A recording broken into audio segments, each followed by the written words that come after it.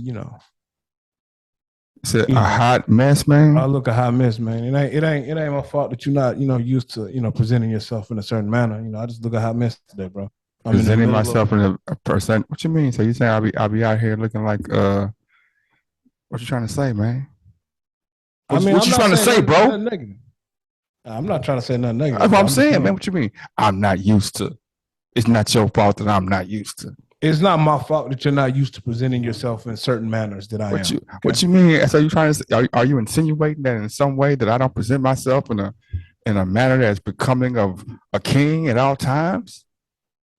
You don't see me with my Clyde on, man, representing H-Town, the matching I blue and probably blue. I probably wouldn't have wore the red shirt underneath the Clyde Drexler jersey. I might have picked a different color combo, maybe not a shirt underneath the jersey, but not red though. Definitely do the So red because the red makes the red pop out and see you can see the red in there, and I'm getting the red. I was backwards. The red and the raging bull. You know what I'm saying? And also, some other stuff going on with the red that I'm, later on we'll get into. But yeah, that's how I do. You know what I mean? I mean, bro, hey, man, I'm not I ain't knocking your even pull fashion out sense, I bro. ain't even pull out the DMX chain. You know what I'm saying? Hey, where my I'm dogs not at? knocking you. Uh, How long have you been drinking today? Now I'm good. What the? You know how you see something and you can't say it, but what is this in the window? Okay, Eh, people do what they do, man. Okay, okay. I see People your do what they do. ambiance in the back. You know what I'm talking about? Yeah, man. We got some people. We got some guests that's gonna be on. You know what I'm saying? And you know what I'm saying. I'm just gotta find my mobile to mobile device to ensure Where you at, man? I'm in the hive, man. You know what I'm saying? Why do you always try to? I'm chilling. I'm where I'm at, man. Oh, no, I'm just speaking of what side of town. Like you doing something special today? That's all I'm asking. I'm not trying to put you on the spot, my brother. I'm just I, asking where you at. I'm shit. I'm live at 5, man. Like, you can ask me where I'm at. You don't ask me where I'm at. You said a mouthful right there, bro. You said a mouthful right there. You should ask me where I'm at, bro. Why, man? Does As it a brother matter? in, as a brother, it does. As a brother in between two cities, you should say, "Duh, where you at today?" But you've already told me where you at, man. Oh, yeah, go. Yeah, yeah. But I'm asking you where you at. Oh, yeah, I'm in Houston, man. All right, see, that's what I'm saying, bro. You know what I'm talking about? We are a platform of we are well traveled men in life. You know Yeah, what I'm talking about? No telling what 16 Shots podcast pop up. You know what I'm talking you're about? right, man. You're right, man. I've been. How was your travels, man? I know you've been traveling about Man, here and there. Tuesday, 12-hour trip from Atlanta to Houston with a full U-Haul and a heavy ass slow race car on the back. A So, race car. Oh yeah. yeah, the Crown Vic is a four-door slow race car, bro. It sounds fast, but it goes slow. You got the brrr on there now, man. Always, man. It's always been on there, bro. What's your favorite moment in the Crown Vic, or can you not say that on the air? I don't have a favorite moment in them. I just love Crown Vics, bro. I'm I'm gonna talking about keep your buying. Crown Vic. What's Which your one? favorite I've had four, so you got to ask me which one out of the four. Okay, out of the first Crown Vic, what's your favorite moment? Well, that was a LTD, but man, my favorite moment, I don't know, bro. I had a lot, bro. The funniest moment was when you chipped your tooth, though, On the beer bottle, because you was driving on the bad beer as bottle. usual. Yeah. You driving fast or bad? Yeah, man. So my favorite moment in the '87 is when I was on the freeway Yeah, and I was being fast and furious, yeah, and I switched lanes in front of an 18 wheeler. yeah. And as I was switching lanes too close in front of the 18 wheeler, the bitch cut off. Your car. My car cut off. So at that time in my life, I had to throw it in neutral and start it back up and throw it back in drive. It happened all the time. It was a normal occurrence. It just Yeah. happened at the wrong time.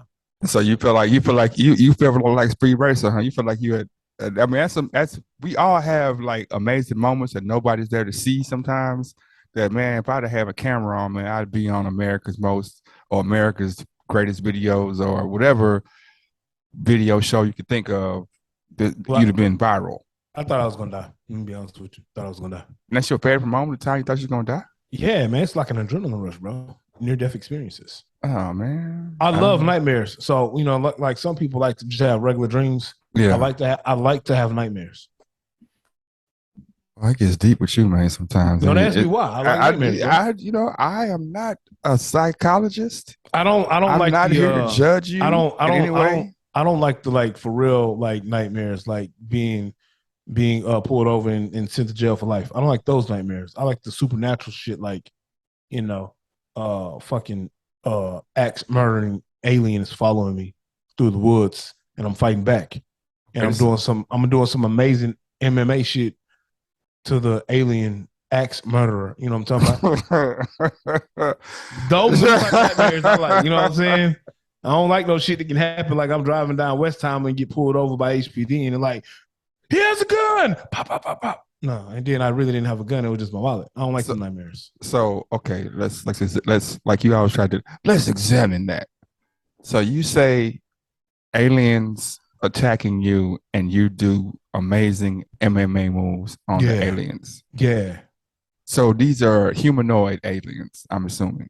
Humanoid. Yeah, because in my mind, the aliens are all humanoid type beings. Okay, I can ride with that. Because in my brain, when they say aliens and attack and blah blah blah blah, I always think to myself, if you touch them, their alien secretions are going to secrete some kind of venom or something that's going to burn through your skin. Nah, I like the logic.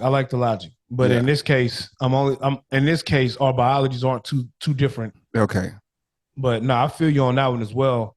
Sort of like the actual movie Alien, when if you could kill that nigga, but his acid like blood is gonna fuck you up. Well, you know what? Since we're here, bro, hold on. You didn't ask the most important question of the day, bro.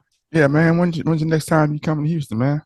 Oh, well, I'm glad you asked. That's not the most important question, but to answer that question, young Dub will be hopping in the Silverado, and I'll be back to the H-Town on the 30th. 30th. Okay. Oh, that's a day, man. That's a day. That's a day. Like a week. So this time next week, the 16 Shots podcast should be live. I don't know if it's gonna be live that day. Oh, I know that day. I don't think we'll be live that day. What's going on? What's going on the 30th, bro? I mean, I have an event on the 30th. No, that's great. That's great. The more important thing is I will be back in Houston. So. Yeah. Okay. Yeah. Could we some hand claps for that, man? Oh yeah. Oh, see, I can't even hear your hand claps. Oh, I'm sorry to hear that, bro. You probably. Yeah. It might be on my side. Hold on. Definitely on your side, but no, it might be my court. The most important thing is you can hear them on the recording. Yeah. No, I'm going to alleviate that issue right now. I'm going to go to the old school. For some reason, I don't know how, but we just got away from the dings, man, and that was a staple of the pod. You know what I'm saying? The dings. Well, once we get back in person, you can just plug up and you can ding away. Pause. Yeah. So, what is the name of this podcast? Now let's begin the story. Oh, yeah, it's definitely a card. Motherfuckers. Dub down, motherfuckers. H-Town finest. 62 Shots podcast. I'm writing with playing that. Yes. It is us. It is the 16 Shots podcast with the one and only Young James Boogie and the phenomenal AR Dub. Damn. And I'm gonna tell you phenomenal. Phenomenal, bro. Phenomenal. That's one of them thing words, man. See what I'm saying? We gotta roll into the bullshit first, though. But you go ahead. Game of Thrones. Where you at on that so far? I'm an episode behind. So I gotta watch last week's episode and this week's episode. So when I get through with this, I'm gonna roll in the room with the female, and as we pack up some more odds and ends, I'm gonna watch both episodes. Okay, Andor, where y'all with that?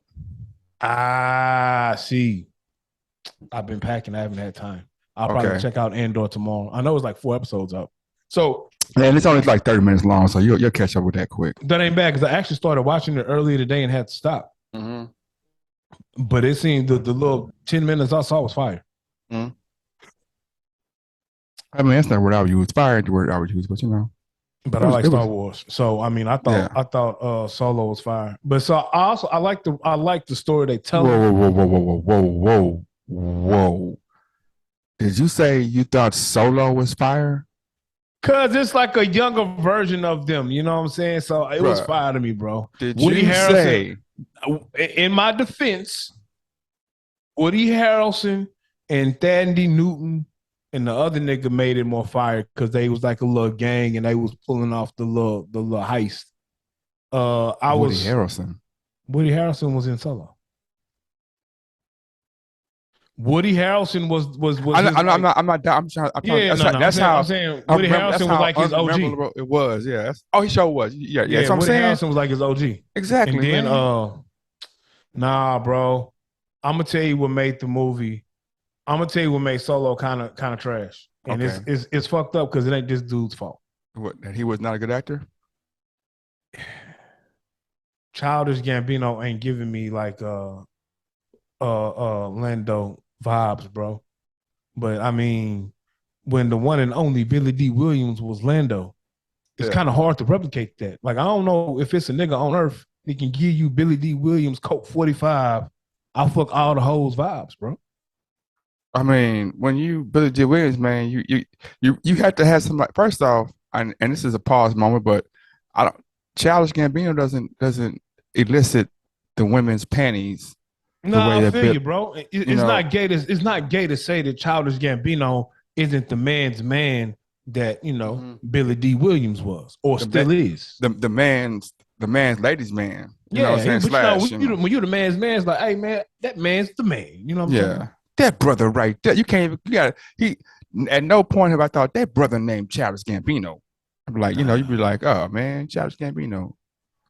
You know what I'm saying? But that brother, Man, that's a cold piece that brother got on his own. You yeah. don't say that about Childish Gambino. No. All you think is stay woke. Oh, look at this job, turkey. You know what I'm saying? Look at this job, turkey. We was born in the wrong era, bro. I really wish you know what? I'm gonna stop calling people bitch ass niggas when I get mad at them. What you gonna start calling job turkeys? I'm gonna start calling them job turkeys, bro. Hey man, check this out. I've been told several times randomly Oh shit. that I was born in the wrong era, man. It's like, man, you'd have been a fool in the 70s. Like, I think I would have been. I just wanted to be a cocaine cowboy, bro. When I saw those documentaries and movies as a child, well, cocaine cowboys and I was an adult. When I saw some of them shits early as a child and Miami 5-0, bro, I just wanted to sell drugs. I wanted to be a drug dealer. I want to sell cocaine. I didn't want to sell crack. I wanted to sell cocaine. You want to sell bricks. Bricks. I wanted to be a gangster, bro, but I ain't want to be like the gangsters that these young niggas glorify now. I wanted to wear like the Miami 5-0 fly suit. I wanted the convertible Lambo, like the 1983. This guy right here. You know what this guy right here, man. The pastel. I'm start calling it the pastel thug, man. Shit. You know? The pastel player. You know what I'm talking about? Shit, I would have had, I got the Cuban hat as it is. So, I would have been walking around this bitch looking like Big Papi. You would have had the whole curl. Part over here like I'm Pablo. All that shit, bro. Hey, man. You take the whole brick, man. I think that Big Cuban. My shenanigans level in the 60s and 70s would have been accepted way, look here, baby. If you think that this is what you don't want, then walk around. Cause see, I'm riding the train right now, and you ain't doing nothing but slowing the train down, baby. But you talking about cocaine and Miami Vice, and you're talking about Florida, and so this is unique that we're finna go to Tampa right quick, you know what I'm saying, and talk to one of Tampa's entrepreneur. Yeah, Tampa. I just was in Tampa a month ago. We can talk to one of Tampa's entrepreneurs, man. He has the unique and distinct the unique and distinct position to be in, where this is one of the guys who I have never had any Facebook back and forth with in a long ever, really. I don't think You know what I mean? That's probably because he is intelligent enough to realize that 83% of the time you be on some bullshit. Bro, I be so right, bro. I be so right. When I be saying shit like the worst part about being right is being right, somebody on the outside looking in be like, oh, that's narcissistic or that's self-centered. But what I'm saying is the worst part about being right is being right, because when you are right about something and you come from a perspective and understanding of like, okay, I'm not saying this from how I feel. I'm saying this because I've looked at it from a circular situation. I'm like, you know what I realized? The only logical. Hold on. You know what I realized? What? Okay. There are situations where you are corrected. Yes, sir. But just because you're right about the situation doesn't mean your take or your input is right for that time. And that's what you mean. What right? No. Right is always right, man. No, it's not. Right is not always right. Okay, when's right wrong? Right can be wrong. Right can never be wrong, man. Being right can be morally wrong sometimes. Like if you break in my house, and you attack me and shoot at me and miss. Yeah, and you shoot me in the chest. I'm right to shoot you in the face, bro. But I can realize you are a 13-year-old kid, so I can be like, "Hey, man, get the fuck out of my house." You know what I'm saying? I'm right to shoot you in the face. Are you right? I am right because you tried to kill me, so I'm right to kill you. But it's not the right thing to do. Okay, so it's not right then. It is right. Is that hold up though? I hate that. Is that simple though? Like it's not that simple. But what I'm saying with Boog is you might be scared for your life. So I could be scared for my life. Think about that person 13 years old. That person, you know what I'm saying? So no, you're right. The reaction might just be the reaction. It could be, and you might feel bad later though. It could be, and it also can be a bad example. But I say that to say sometimes. JB be right about something. Yeah. But in the context he be going. I ain't gonna lie. He be going ham on him. Yeah, in the context of who he's talking to and what it is, like, yeah, your take or that concept could be right, but it also is wrong. And you care more about just being right than actually the whole scope of everything that's going on and looking at it and being like, is this the right time and place to say this or make this point? You just want to be right. No. I think that I care more about being right. No. I care more. I care more about we have in our society. See, I'm very idealistic when it comes to the way I speak, right? In our society, we have a moral baseline. But everybody does though. Not as an individual, as a society. As people, we have a moral baseline. Okay, man, fucking little kids is wrong. You can't go nowhere and be like, yeah, let's fuck on some 8-year-olds. That's just wrong. That's the baseline. We have a baseline. Right. So, but we tend to move that baseline based on temporary feelings. And so when I come and be like, so I'm like, hey, man, let's be very arbitrary and say, hey, man, the game be name dropping. And they'll be like, oh, yeah. I'm like, y'all moving But everybody in battle rap name drop. Every motherfucking body. Everybody you said everybody in battle rap, though, right? Everybody, battle period. Rap is just rap. Everybody name drop. They name drop Gucci. They name drop Adidas, Nike. Everybody name drops. Name drop is the part of hip hop. Everybody name drops. You guys, and this is what I'm saying. You guys are correct. Everybody name drops. Young James Boogie, you are correct about that as well. Everybody does name drop, whether if it's a designer, whether if it's a person. And you know me, I'm a fan of the Game. I got every Game album in my phone. Yeah. Boy, Code, he can rap. Yeah. Game can rap his ass off, but Game will put out a song.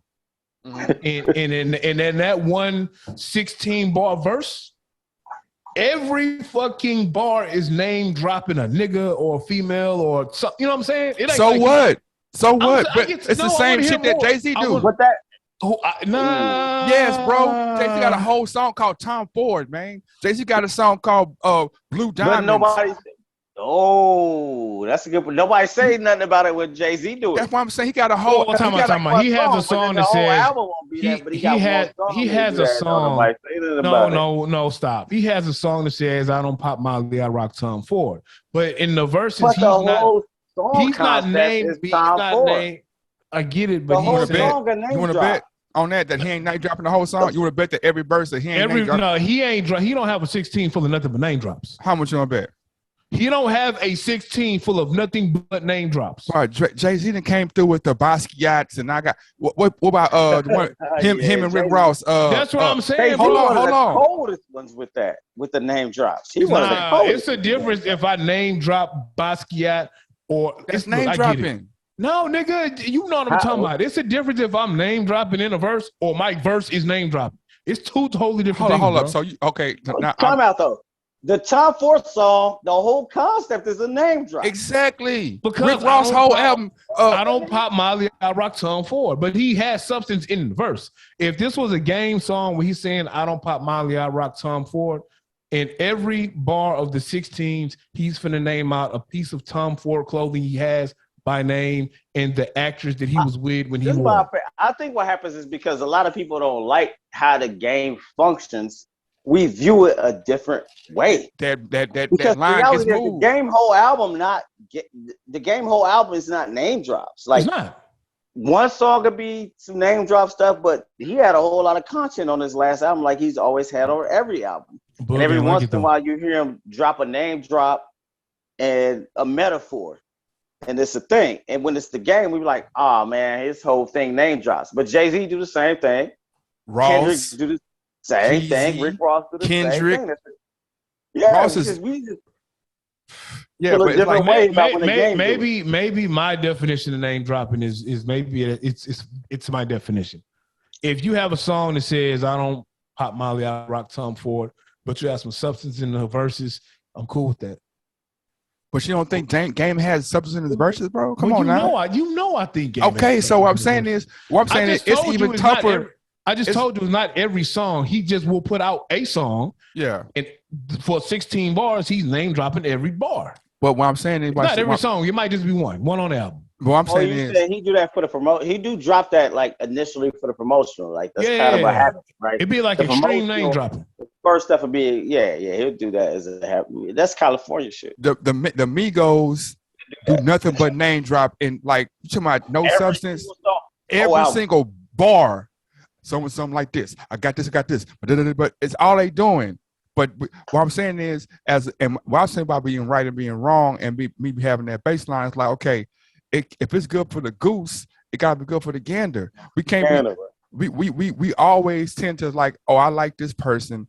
Brett Favre went out here and stole millions of dollars, but they like Brett Favre. So that's gonna be, we talk about it. We don't like Emi Udoka. Who said we don't like him? They don't like him. Me don't like him. Oh, well, no. Not when you say they just don't want to expose what the white boy did. No, that's not I'm saying. Yeah, that's a lot of money. $5 million. That's a huge. Hey, we shouldn't even be talking about how you say his name, homie? Emi Udoka. Yeah, we should talk about him. We should, but we shouldn't. It shouldn't be front line over Brett Favre and over Herm Edwards. No, it shouldn't be. Exactly, Herm Edwards. They don't like Herm Edwards. So they ain't gonna cover. Yeah, but they won't cover how he got fucked over. This Celtic shit really should be down the line, bro. This some old Young and the Restless type shit, bro. This really some no. What is it? It's what happens with him, and there's stuff. There's so much stuff in this story. Boy, y'all finna get me in trouble. Look, it's so much stuff in this story because you already know, bro. We already know. If it was just him messing around with his girlfriend, man, they wouldn't say nothing about it. It wouldn't have been nothing. The level that the person that he messed with at first, and the different stuff that he might had to have done for it to be like, hey, we gotta say something out loud. It's levels to it, man. Man, I heard a player snitched on. I heard it was the wife. It was the husband, the COO. He was messing with the wife of the COO of the Celtics. Yeah, and they called him. And then in some instance, they was like, y'all stop. And at that point, they didn't stop. So whether they didn't stop and he was like, let's keep going, because it was consensual at first. And then it turned out to be that it wasn't consensual anymore. But it wasn't. So he was raping him. Nah, bro. Consensual means like we was with it. But then if I'm like, hey, stop texting me. Now, so I'm gonna try to cut it off, and now you still bothering me about not cutting it off. Exactly. Oh, okay. So he's still trying to hit, and she's like, "Nah, we can't do this no more." So she's but that's just the top. Or like, I gotta be real careful with this. yeah. Or the whole time it's layered, bro. Because but no one truly knows what happened, though. That's what I'm saying. Like, all of this is none of this has been. No one knows the facts yet. Well, the facts, someone knows, but we don't know. So all of this is speculation. Even the facts are that the husband of the chick put a PI on them because he caught them. He caught them on the door cam having a conversation. He overheard a conversation on door cam that they were having. Appear to be clear. Those facts are out there. And so he put a PI on them. The Celtics found out in July after this was called. They put a PI on it, right? And so in their investigation, and people need to know that. I don't mean to stop you, but people need to understand that. Basketball players, I don't know about rappers, but probably the same. When people spend $1 million, a multi-million, or $100 million on you, 100%, they're gonna put a PI on you. It was spend some money to watch you over that contract. We're not used to that in our community because we do business. We don't put PIs on each other, but $10 million or more. Yeah, that's some. They got somebody. That was some of the fuckery around Deshaun Watson. But go ahead though. So indeed, that's a good. Yeah. Okay. So moving forward, when the PI comes in. Now, using our common sense and using our context clues, if I come in and say, okay, this is the situation, this is what it was, what we found out, then we as the Celtics are not going to come out and put a stain on our organization by saying, oh yeah, he cheated, right? But if we go in here and find all this other stuff, then now it's like, hey man, we doing damage control, because if it comes out all at one time, they're gonna be like, Celtics, man, y'all let this nigga do X, Y, Z, so and so and so and so, right? Now I understand that there's a no fraternization rule with a lot of these sports in front offices and all of that. So I get that. So no. I'm talking about no. Listen to what I'm saying. So I get that. Yeah. So outside of him, forcing himself on her, if she just got caught cheating with him, I mean. If it was just that, then we wouldn't know about it, because we didn't know about Tony Parker and Brent Barry until a year and a half later. It's a difference if you smashing your teammate. No, bro. It's a difference if you smashing your teammate wife opposed to if you smashing the CEO or the owner's wife. All right, and I ain't what I have to say it, but I think that has to be said. Because at the end of the day, when we can talk about the frat nation policy in any organization, we can certainly talk about it in the NBA. And I've been around both of these leagues, NFL, NBA, XFL, NHL, enough to know that, the reality is if you put grown men and grown women around each other, they might date each other, right? Yes, of course. But the only time it becomes an issue is when there's like a phrase in certain leagues. I ain't going to say which league. When they talk to these people, they come in, hey, ain't nothing upstairs for you. Why don't you take your ass upstairs? Mm-hmm. They don't literally mean upstairs. They talk about that glass ceiling. Executives and the owners are up there with the women that they deal with, and you are a player with the women that you deal with. Don't go upstairs dealing with those. Mm-hmm. The complexity with Ime Udoka is because he's a head coach. So he has the ability to go between upstairs and downstairs, as they say in multiple leagues. Not all leagues, but just in general, just using it as an example. And so what he was supposed to do was not mess with it at all. Like, it was off limits. Yeah. The only reason you're hearing about people, this whole fraternization thing, people in these organizations have sex with each other and date with each other all the time. Let's just be real. Men and women are going to do that. Yeah. For him to get punished like this means that he crossed a line, one of those, like, as we call bro codes, that was beyond what they could accept. Somebody's feelings got hurt or ego got hurt, and somebody very important said, yo, we can't even let this rock. Yeah. And they probably sat at the table amongst each other And one person said, yo, whatever. Your girl been like that. She been on everybody. We don't care. And then the next person said, yeah, for real. And then he said, all right, well, I'm going to take, maybe he said, this is just an example. Yeah. And he said, nah, but y'all got to do something about it because he got to be held accountable for it. It's not acceptable. And then they come to the middle ground of, all right, whatever. We know my co-owner or the homie's wife has been wilding like this, but he can't handle it. So we gotta do something about it. We don't want to fire the guy because he just took us to a championship, but we have to do something because he has to be put back in his place because my partner said he has to be put back in his place. Exactly. Yeah, I feel my partner is corny for this sucker shit, but at the end of the day, this is my business partner and he got the bread, but I gotta hold this guy accountable. We could replace a coach, but I can't replace this guy. That's how you know it was somebody extremely. Whatever he did was he crossed the line. Exactly. You don't know exactly. Boy, he made some niggas been mad. And you know, it's like you said, he's in such a unique position because he's a former player, he's a coach, he's a player's coach. He's the type. It's like these guys and these execs feel like they've used their monetary funds and their station in life to be able to get certain women that they normally wouldn't get. Yep. And now you have this guy who's right in the middle of exec and coach. So he has all the trappings that make him like it's unfair to them. So they put the punish the hell out of him. Absolutely how they felt. Yeah. They didn't like that's not even fair. I can't. Hey man, fuck them, bro. Oh, I'm not disagreeing with you. I'm not agreeing. I'm just saying, but that's how they felt. They was like, man, this dude coming there. These dudes 5'7", 5'8", regular. I don't mean to be just dude. Zuko walked in there, 6'5", young, handsome brother, as old as them, but he looked younger, and he in the room with all of them men and them girls they brought in there. They bankroll they bankroll or they bank account is their ego, and they feel like because I got this much money, it's a God complex. They feel like they can buy people, bro, and so they feel like I got this much amount of money. You know what I'm saying? I got the baddest whatever trophy wife.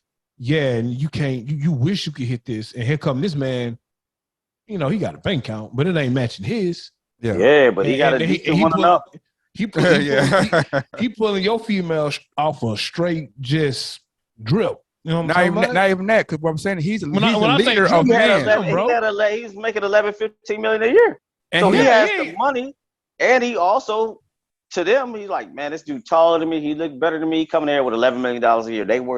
When he walked in the room with those guys upstairs, and I've been in those rooms, they are very scared. Black men have to be careful about things. I'm gonna say he also, the part that Dub, you're not even saying is that the people that the masses look up to him. So it's a power element. Jason Tatum and Brown and these guys who everybody's, oh wow, they go to him for advice. And these women in those back rooms see that after the game at practice. They see how idols look at him like, how can so it's a but I want to on a smaller scale, and I've been in this position before, and this is just a smaller scale on a corporate level. Sometimes they want to be us, bro. Like they just don't understand how sometimes you can come from where you come from, go through what you go through, and you can have the presence that you have, be able to operate in different spaces, and they wish they could be us, bro. They look at us and they hate us sometimes. Not all of them. They hate us sometimes because they can't be us. I disagree. And that makes it worse. I can understand what you're saying, but I disagree. No, you can disagree, but I've been in that predicament before. Like I'm currently in a certain situation now where it's like the nigga really is mad. Like, damn, I wish I could have said confidence that you have to say X, Y, and Z or operate this way. Mm-hmm. Well, I want to say that your point is valid. I don't want to detract from it at all. So I want yours to stand alone. What I would say is my perspective sometimes is that they also feel like I had a head start, man. It's like when you come into a job, you've been there for 10 years, somebody come in 1 year or their first day, and they have the same exact swag, knowledge, appeal that you have, right? And you're not necessarily upset at that person, but in the same breath, you're like, man, this ain't supposed to happen, man. I went to college. I did all these things. And how do they have, we had a 400, 600 year head start.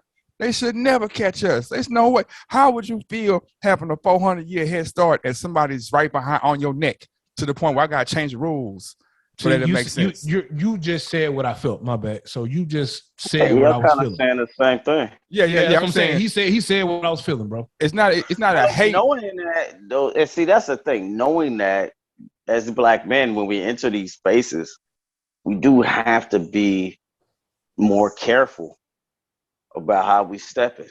Mm-hmm. Or because we may just be acting natural, and us it's just like, this is what it is. It's smooth. I got this. I'm sorry. But somebody might feel a way because we get scared. That's the hard part about being a young Black man or a Black man, period. Is like you might scare somebody unknowingly. You just build it. You just do it regular, and all these people are shook over it, and all you doing is living your life. Yeah. Hey. So to piggyback on that, so that everybody knows to give, I didn't get a chance to give you your props and your flowers, man. Please tell the people your capacity and what you do. You do so much, but some of the things you do and what you're currently going through or building right now in the Tampa area and around the world. Oh yeah, absolutely, man. What I do right now is I'm an IT guy at the end of the day. I'm an engineer. I was inspired by watching Dwayne Wayne get girls on a different world. That's my favorite joke because it's true. I wanted to be an engineer because I saw Dwayne Wayne. It inspired me. So I became a cybersecurity engineer, and I have a company called SecNet X. And what we do is we teach people cybersecurity. We host companies' websites, and we make sure that they are compliant with HIPAA, PCI, DSS. Make sure you're compliant with government regulations and protect your website. That's how I started. I also started with creating and developing apps for my son who's on the autism spectrum, creating educational apps. I took some of that money and then I spent that on buying myself a couple of minor league professional basketball teams, the Tampa Bay Fury and the Sarasota Manatee. Both great teams. Yeah, man. It's been we fun. We can't hear the head class, man. It's okay. It's on the production. It's on the production. It's okay. Yeah. So you can't hear me. I know you're pushing. I'm on a whole different setup, man. I love it. Yeah. Go ahead. I love it, man. It's like basketball is what taught me life. It is also how I got out to. I grew up in Southern California, Southeast San Diego, right where they call it the Four Corners of Death. So if you cross one street, it's neighborhood Crips. The next street is Rolling 60s. Other street is 5'9" Brims, and the other street is Pyru. And that's where I grew up. And so my mom and my dad had the foresight to say, yo, you're going to go to this school for a year in high school, but you can hoop, so we're going to get you somewhere different. And because I could hoop, I could dribble the ball a little bit, I had handles. I went out to University City, and they had so many other opportunities, man. They kind of, on one hand, it was bittersweet. It's like, man, I wish we had these opportunities in my neighborhood. Mm-hmm. But I got an A+ computer certification at 18 years old, and it introduced me to this tech world out in California in 2001 that wasn't what it was now. It was like new and burgeoning. So I stuck to it and joined the Air Force and just kept proceeding from there and whatnot. So I said to me, the tech and the basketball all connects. What we're doing in Tampa is Tampa has become one of the premier cities as far as growth over the past 4 to 5 years. So we're glad to be in the midst of that as far as bringing the first professional basketball team that has consistently lasted here. And we won the championship in 2021, the division championship. We only been here 3 seasons. We already won the championship. So we're going to keep pressing on, but we adding the tech to it. First team with an NFT. Man, I can say a bunch of first on all that stuff, but we always do that. We Black folks, so a bunch of stuff we do gonna be first. We the originals. Yeah. But man, it's just been great because what I want to continue to do is do dope stuff so that the next kid does something doper than me. When I've talked to my sons, I have 3 sons. Their ideas are way better than mine. They're great. It's a greater in the future. So when people say stuff about young Black men in the future, I don't agree with them. These kids, they good. They ready. They're gonna we be just ready. Gotta give them a shot. Yeah. But yeah, man, go to 813FuryNation.com to learn more about the Tampa Bay Fury. The season starts in November, and anybody who want that work can get that work. Whether you up north in Chicago or New York, because I had to say that specifically for a reason. Schedule a game. Stop hiding. Y'all need a spot up shooter in the corner, man, because we always need spot up shooters. I'm good from on the team. I'm good. I'm good from it, man. I'm good for maybe a good 16 minutes, man. I had a game a day, man. I sucked ass today, but man, I hurt my back. So I mean, before the game, I went to the game hurt, so I shouldn't even play. But I hear that. But sound like me. I be trying to get out there with the youngest, but it's tough. Oh, one more thing about the team, man. Go to Spotify, Tidal, every single thing, man, and listen to the stream the Tampa Bay Fury theme song, man, made by Mont Easy. Great artist. He's done theme songs for Stone Cold Steve Austin and most of your favorite wrestlers. He does the wrestling theme songs, and we got him to do ours this season. And that's all, man. That's enough. That's as much self-promotion as I can do, man. 813FuryNation.com, man. I appreciate definitely you guys having me on. I love we're gonna do more. We're gonna do more self-promotion, man. You still got the Fury in the background, man. You know what I'm saying? I need one. I need some gear. Yeah, I see that. I need I got you. Link me to where I get some gear at, man, because I do the gear.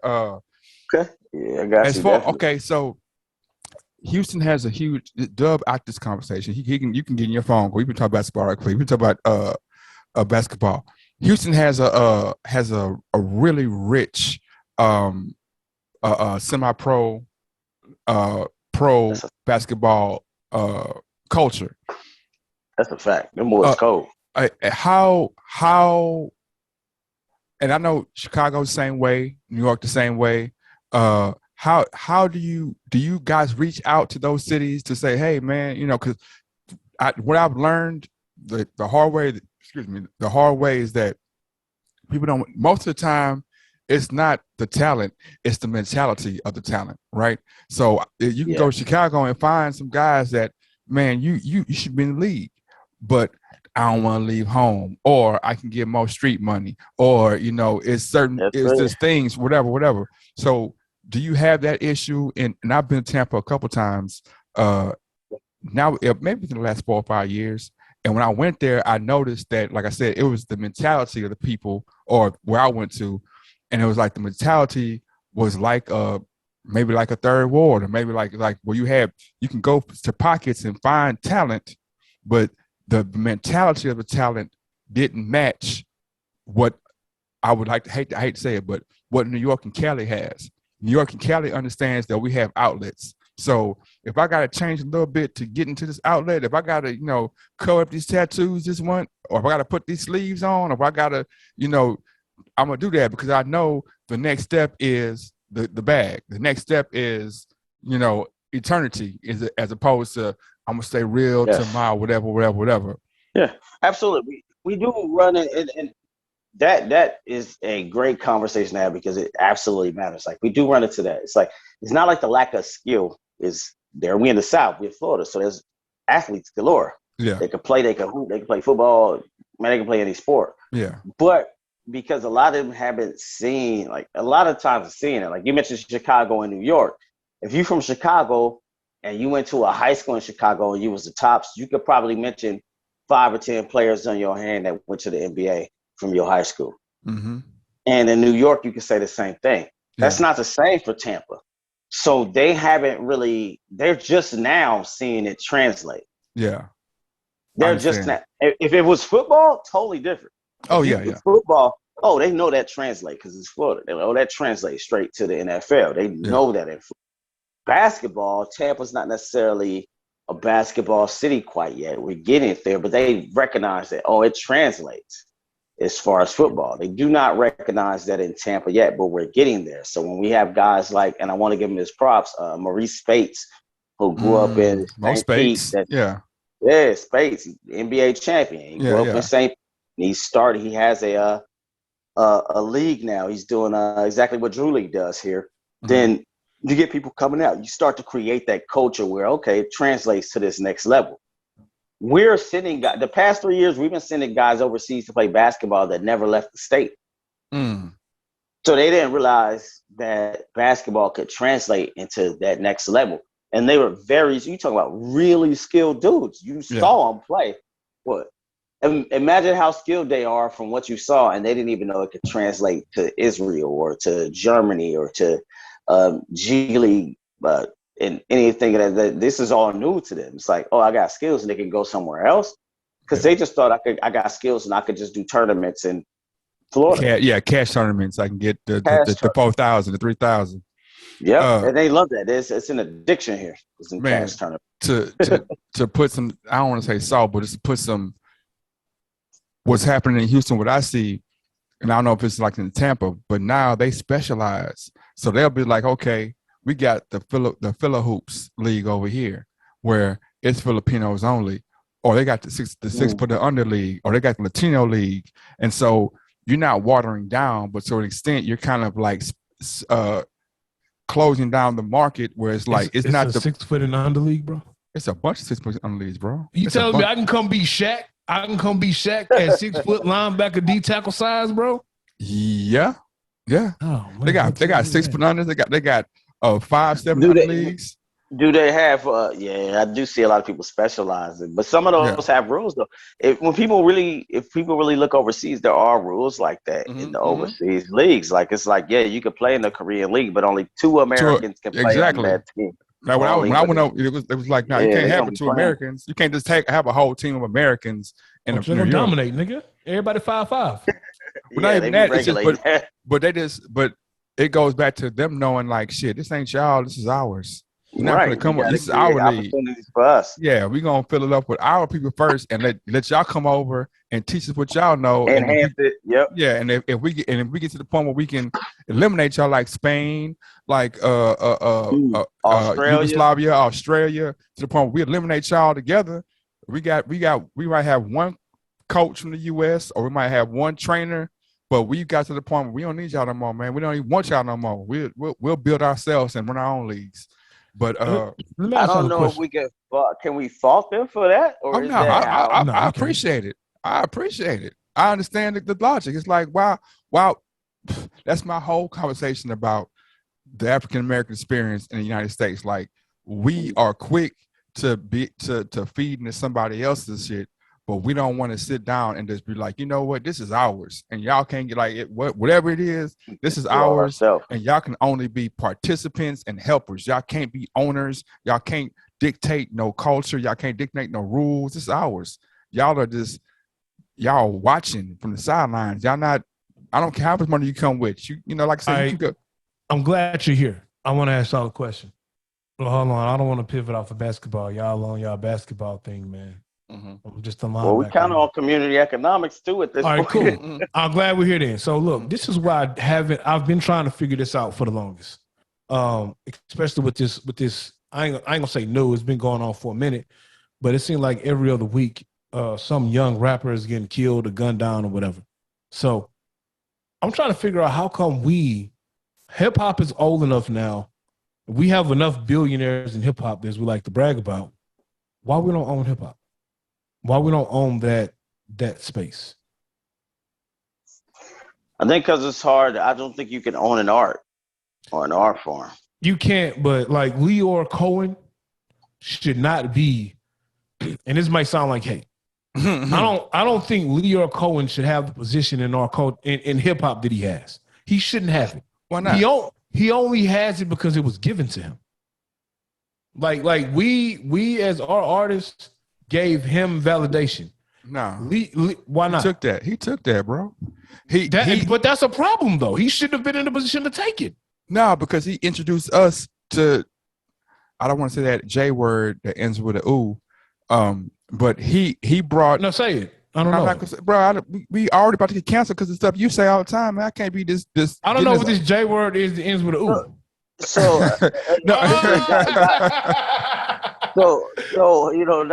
guys like Leor Cohen introduced us to the mainstream society, exactly, spread hip hop to where we could get this money that we may not. It may have been less money if not introduced to all of these other fans. Man, I feel like he bridged that gap. But what I'm saying, even more so, the mindset and the thinking is what he came in with. Okay, look, y'all don't understand that y'all sitting on money.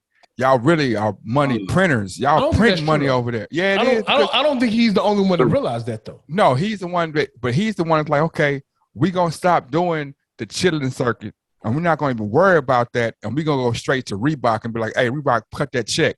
We're going straight to the big dogs and saying, cut that check. And because as hip hop, for the longest, we never had that mentality to be like, we not gonna, like they always say, we had a conversation last time. They're like, go on the streets and get hot. Like, nah, man, the conversation should be, if I'm setting the culture and creating the culture, how can somebody else tell me how to go get how to be relevant? I think when somebody say go on the street and get hot, it ain't how you making it sound. I think when somebody says go on the street and get hot, they're saying literally go move your record.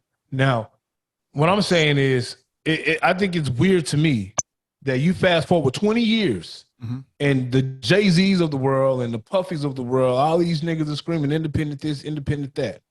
Dame was on that shit 20 years ago. And 20 years ago, they were saying Dame fucking up the business. He don't know how to talk to people. You can't do that. He this, he that. And then you fast forward, now you're trying to go do the same shit that Dame Dash was telling y'all to do 20 years ago. Some of the major players in hip-hop wouldn't even be on if it wasn't for Dame Dash in some capacity. I agree, but I got a harder question. You believe that these dudes are really trying to do that? Do what? Hey, talk to him. Trying to talk to him. I said, you can't hear your drops. I love them. I don't. They're not that. They're not that. Like if you that, that's the thing. If you're really that, like Dame is really that. Oh yeah, I know. No. Jay is for Jay. Jay ain't trying to put. Jay is not trying. In my humble opinion. I love that. He ain't trying to put all people on. He trying to put his pockets, fill his pockets. I don't think he's trying to do what Dame was trying to do. He has a different way of doing business than, like, there are these people in business that I recognize that are like, they're merger type people. And then there are these dudes who just really have these extremely independent personalities. Yeah. And it's just hard to adjust to. Right. I know who I am. I know that I have an extremely independent personality. And I know that I would have gotten further not being like, I would have gotten further faster even now, not being who I am. But I know who I am. I can't operate that way. But I also understand that other people ain't that. They don't like that level of conflict. They're genuinely not that. So they're deal makers. Jay-Z is a partnership, merger, deal maker type of person. It don't make him a bad guy. But it can make him the wrong person for certain situations. So when we start talking about black business and complete independence, it's why I say Master P different.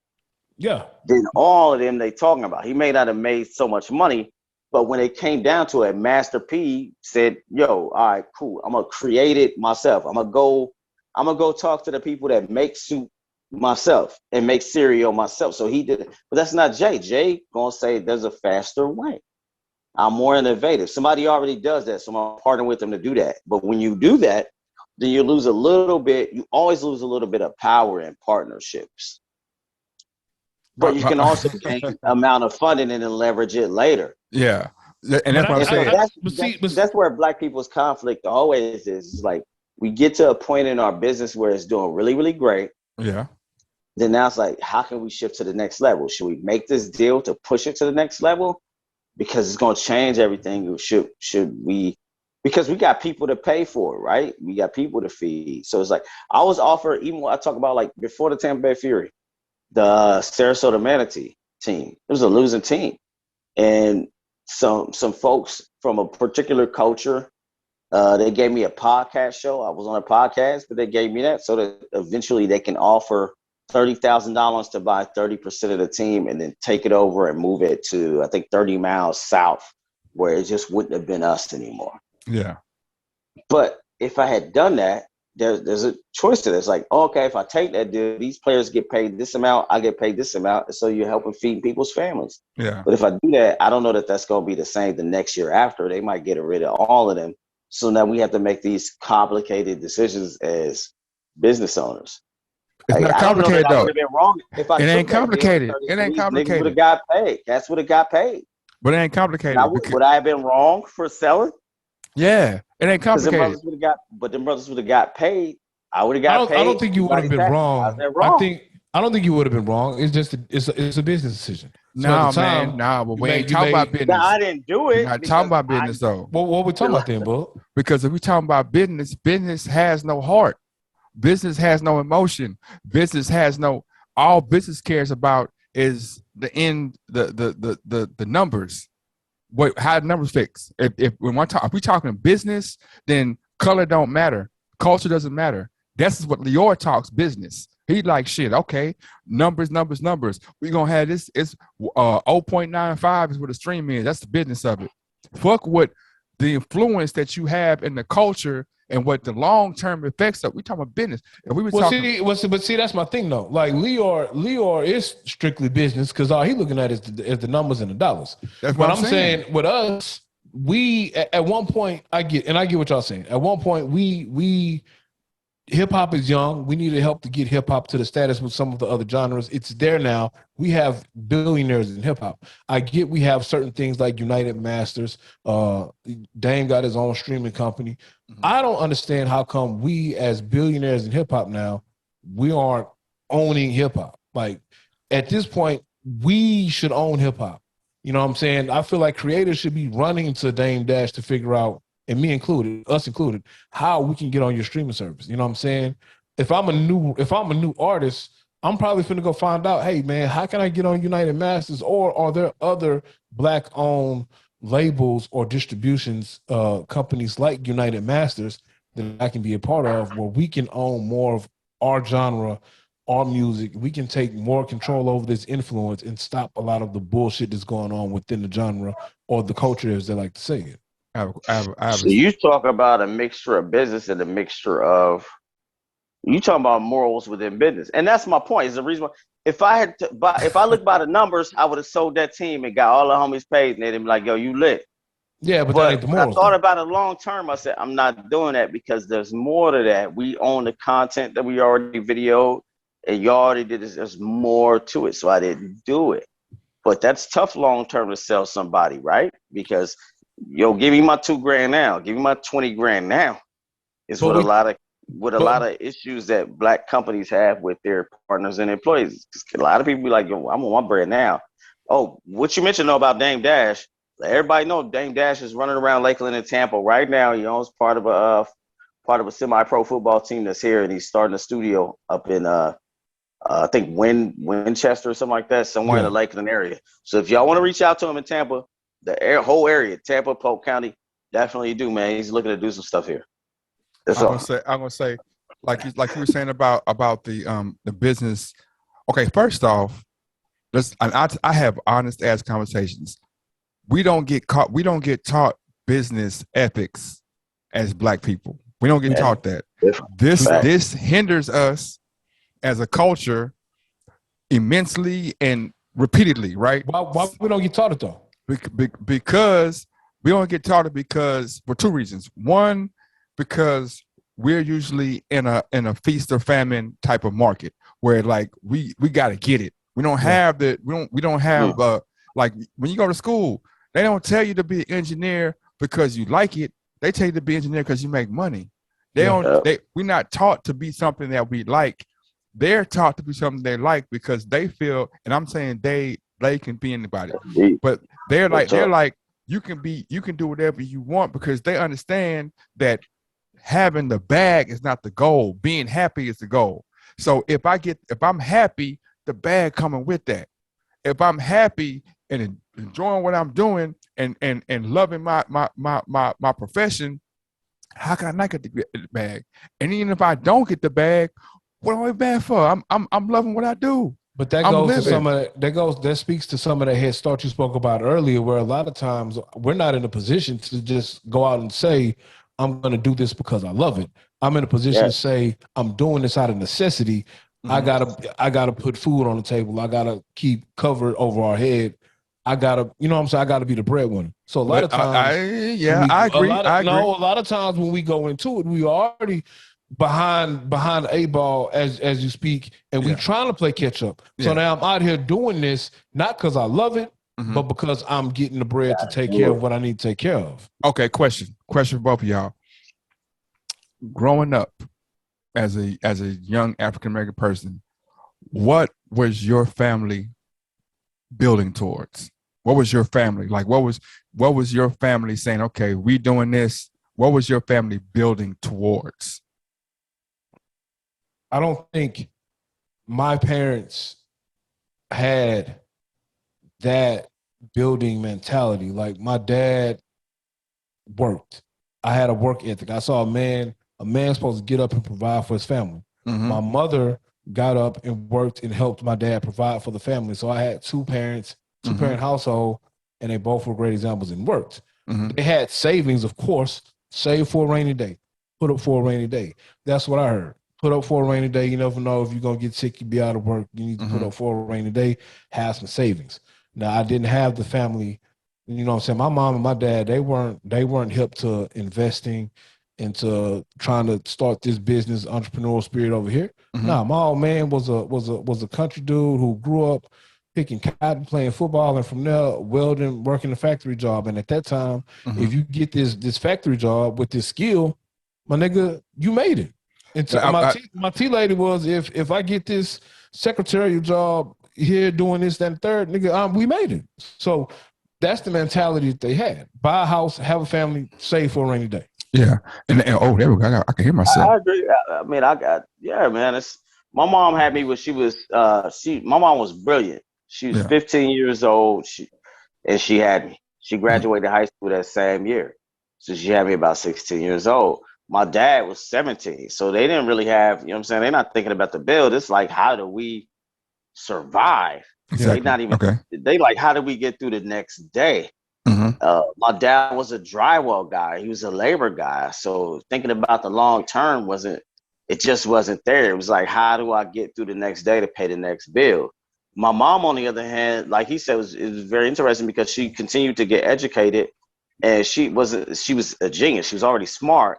So she often became secretaries at different like large companies.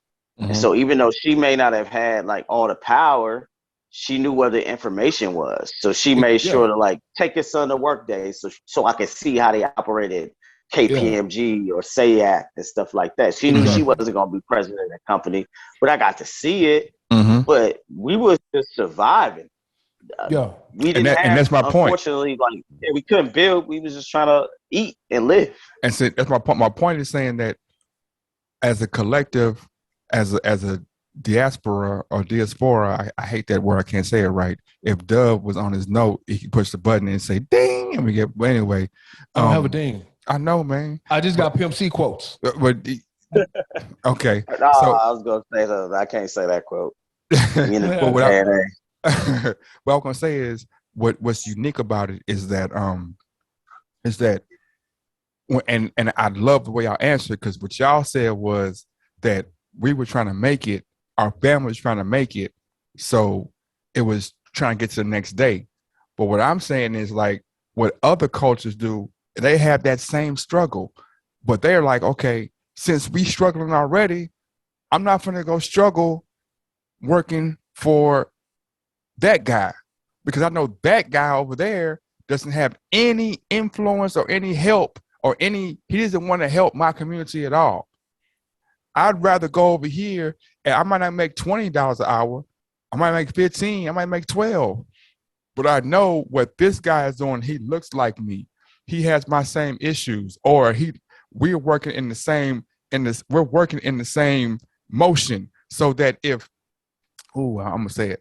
If I'm Hector Garcia and I'm gonna go work for so-and-so Martinez, I'm understanding that even though the Martinez might be more ahead of me, they might have more whatever than me, we're working in the same motion. Yes.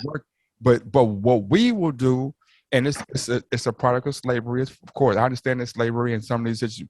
What we will do is we will look over our businesses and go work for them, because that dollar is more important than our overall community economics. Like, okay, like there's no reason why Timmy Chan's or Johnny Dang should be a thing. How can they take something that we do and okay, we all run to Timmy Chan's? Like, why? I don't care what the price point is. That's a chicken spot. That started before chimichangas and all of that, right? That started because that's everybody ignores this portion of what Carter G. Woodson wrote. We talk about the miseducation of the Negro a lot, but everybody ignores that portion. Yeah. The largest portion of his book was specifically talking about when we for an example in this book, like Lisa mama was named Nancy. Yeah. Nancy used to take her every day to the dry clean. Her mama had a cleaning company, and she used to clean stuff. She cleaned white folks' suits. She cleaned black folks' suits. She had a cleaning company, a dry cleaner, essentially something similar in that neighborhood. Mm-hmm. And then she made that money so that Lisa could go to college. And what Lisa and other communities do is go get that degree, and they come back and take over that family business and continue and expand that. But around that time period, what Carter G. Woodson was upset about was that's not what was happening. You started a small business in your community, cleaning dishes, cleaning whatever, and then you did that so those kids would take off to college and go get an education and come back and run the company, but they didn't. They went and worked for white folks' companies, and those white folks came back and bought all of those restaurants and all those dry cleaners in your community because your child didn't come back to say, okay, now that I got an education, mom and dad, I'm gonna run the company and I'm gonna expand it. And that's the problem we had. That's the gap we had is the transference. Because we thought that it was so much shinier, and that ain't necessarily the kids' fault. We told them it was so much shinier over there. And when you get education, you can go over there with them folks because it's so much shinier that they did it. Instead of telling them that go get your education and bring it back here and run. Like I tell my sons, you're supposed to run my company. That's what Carter G. Woodson was fussing about. Some of that was because I don't think some of the parents or the older generation put that much value into what they truly built. So in their mind, they thought, I'm building this, I'm doing this. I got this cleaning company to be able to, like all parents should want to do. I'm doing this, I'm sacrificing so you can go out and get a better education than me and be in a better situation than I'm in. Because some of them didn't see the value in what they had. They saw me, I'm doing this, I'm getting by, but I'm generating enough money to send you off to Howard or TSU or Prairie View, wherever it is that you go. Time out, man. You got to generate money to go to TSU on Morris Brown, TV, man. You got to throw them in there too. You got I'm putting so you don't value your institutions how you put up your wage or rights. I'm fucking with you, man. I'm fucking so with you know what I'm saying? So that's a fact. They did that. Yes, that's and fact. then they went out and they got the education, and the parents weren't promoting, hey, come back and run my cleaner so we can expand and we can have 5. Yeah. They're saying, hey, go out there, get that accounting degree, and go work for that firm over there. You know what I'm saying? Yes, go work for that Fortune 500 company over there. Yes, sir. And that's when we, as a society, start putting more value on getting the bag, working for somebody else, opposed to getting the knowledge, bringing it back, and putting it back into our communities. And that's why we have the situations with gentrification that we have. That's the why bag is the problem, bro. I keep saying every part. The bag is the problem. No, the bag is the 100% problem, bro. Because it's not 100%. It's 100% problem, bro. Getting money the bag is not great. The money is a great compromiser, bro. But listen, what I'm saying. Money is the tool. You got to have money. Is the compromiser, bro. It's not a tool. It's a compromiser, man. Money is the tool, bro. It's not a tool, bro. Money, 100%. Money is the tool, bro. It's the compromiser, bro. Because at the end of the day, they're gonna use the money to compromise you, bro. They're gonna be like, "Okay, what you gonna do for this money, man?" And now you talking to three. Look, you talking to 3 intelligent people right now. So the way we seeing it, like, yeah, you saying it's a tool, but we're not talking about us, bro. We're talking about Joe, average Joe. Average Joe is gonna be like, shit, if you give me enough money, I'm gonna do it. If you put the right price tag on a nigga, I'll shoot you in the head, my nigga. That's a person. That's not on the color. That's average Joe. Anybody. That's what I'm saying. Money is the compromiser. This was always interesting with me. Like I'm a HBCU graduate, but I also went to grad school at Cornell with dudes with money. And they would describe it in the same way both of y'all describe it, except much, much colder, right? He said it's a tool. You said it's a compromiser. It's both. The tool is used to compromise you. I'm using the tool to compromise your morals. That's what I'm saying. It's absolutely a tool to compromise. You, man. So if I know, here's what's crazy about it. They don't even view it as important. I always tell people, yo, people with money don't care about money like the way poor people do. Mm-hmm. They just looking at it as like a sprinkle to you to get you to do something. They care about the influence, the connections, and the power more because they could get everything else off of that. They're not even claps paying right there, for bro. what That's the claps for. right there, Dub. But that's why I say it's a tool, though. Shit we pay for, they don't even pay for it. They friend got a car lot. Here's the car. Watch this, Dub. Bring it back. But see, that's why I say it's a tool, though. Like, you can't sit here and act like you can't sit here and act like that you can't get shit done through life without money. Check this out, bro. You have to have the money to get certain shit done. No, Dub. What do you mean? We can't even do something as simple as post this pod without money, book. Dub. When we was doing music, right? We used to be in a group. I used to rap them all the time. We used to be in a group, right? When we went to San Antonio or Austin or wherever we went to perform, right? When we did a fire show, did we pay for our drinks? It's beyond paying for drinks. I asked you a though. question. Did we pay for our drinks? I pay for my drinks. So why'd you pay for our drinks? Because when we did a fire show, every time we did a fire show, they be like, hey, man, y'all drinks on us. I can remember that vividly. Yeah, nigga, that's after we went to the liquor store and bought the handle of Hennessy before the show. But that don't matter. So we're showing you that we didn't have to do that because our actions. When you get to any point where people appreciate you, they give you things. So let me ask you a question. When you are an actor, if I'm a famous politician and I go to so and so restaurant, they hand you stuff. I get what you're saying, but let me ask you a question. Yes, sir. What tool do we use to get the equipment, to buy the studio time, to get the resources, to put that music out and put that music in a certain person's hands to even be invited to do the show? Well, okay, I agree with you. So that's why I'm saying it's a tool, what you're saying. I'm not saying that money is not a compromise. I'm not saying that. I agree with what you're saying. People will compromise everything for money, but I'm also saying money is a tool as well. There's certain shit you can't get done without money. One of the reasons why I'm not on my second stint out of jail and you are not in your third stint in rehab is because we didn't have enough money to get our music and our label where it needed to be successful. I don't agree, man. I think that 100% because we would be retired rappers right now. I feel like we didn't know. I don't think either one of y'all are wrong. I think because he's been very specific about it. He's saying like one of the reasons he's being specific. That's y'all. I'm saying that it's kind of like comparing Kylie Jenner to Jay-Z. It's like they're not the same type of billionaire. No. Kylie Jenner a billionaire because Kylie Jenner was born wealthy. She didn't have to ask for none. She didn't have to ask for none of that. Like the way you would have to go and present a business plan to ask for the funding for the shit she asked, she ain't never have to do that. She could walk into those offices and be like, if she wanted to be a rapper right now, the equipment you talking about, Kylie Jenner not paying for that. Those people not paying for none of that. They don't got to pay for any of those things. I was in class and in school with those people, and I watched them. I was like, damn, y'all really? So you just gonna? And then I have been invited on yachts, and I was like, so how much my drink costs? Nah, what are you talking about? Yeah. No, they're not amongst those people. Nobody ain't paying each other for nothing. It ain't even that. Cash Me Outside chick. You think she paid? She ain't come from no money. She ain't come from no money. She ain't come from no money. The twins from Florida.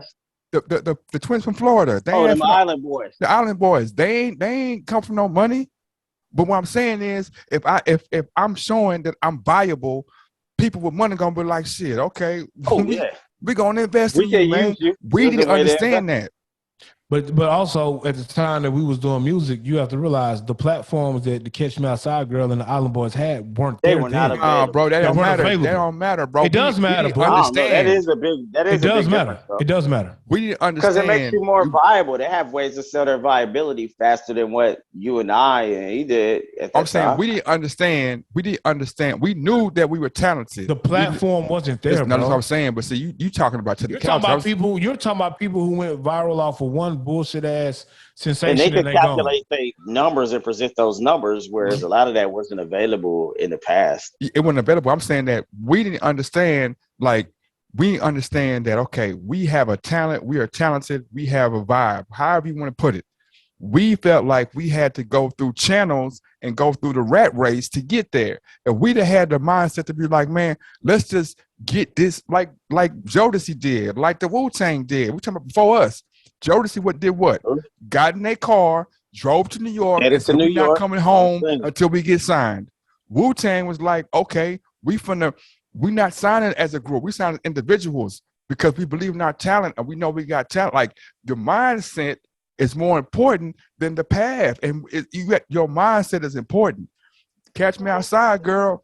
It's the mindset. Okay. We tried to do it on our own, bro. We said, fuck signing a record deal. We tried to do this shit on our own. But we tried to go through the path. We still try to do it on our own, going through the channels. We tried to put out CDs. We try to do these things like,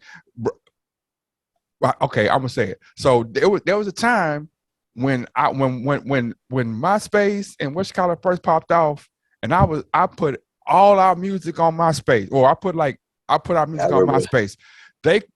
They had a meeting and was like, bro, take it down, man. You tripping, man. What you doing? I'm like, nah, man, look. They said take it down because I don't think we had our copyright business. It don't fucking matter. It doesn't fucking matter. So you talking about the technicalities. I'm talking about, I'm like, okay, shit. How can we get our music to took it down because we took it down because we didn't have the shit in place to protect ourselves with our music out there. Well, hold on, what they do 2 weeks later?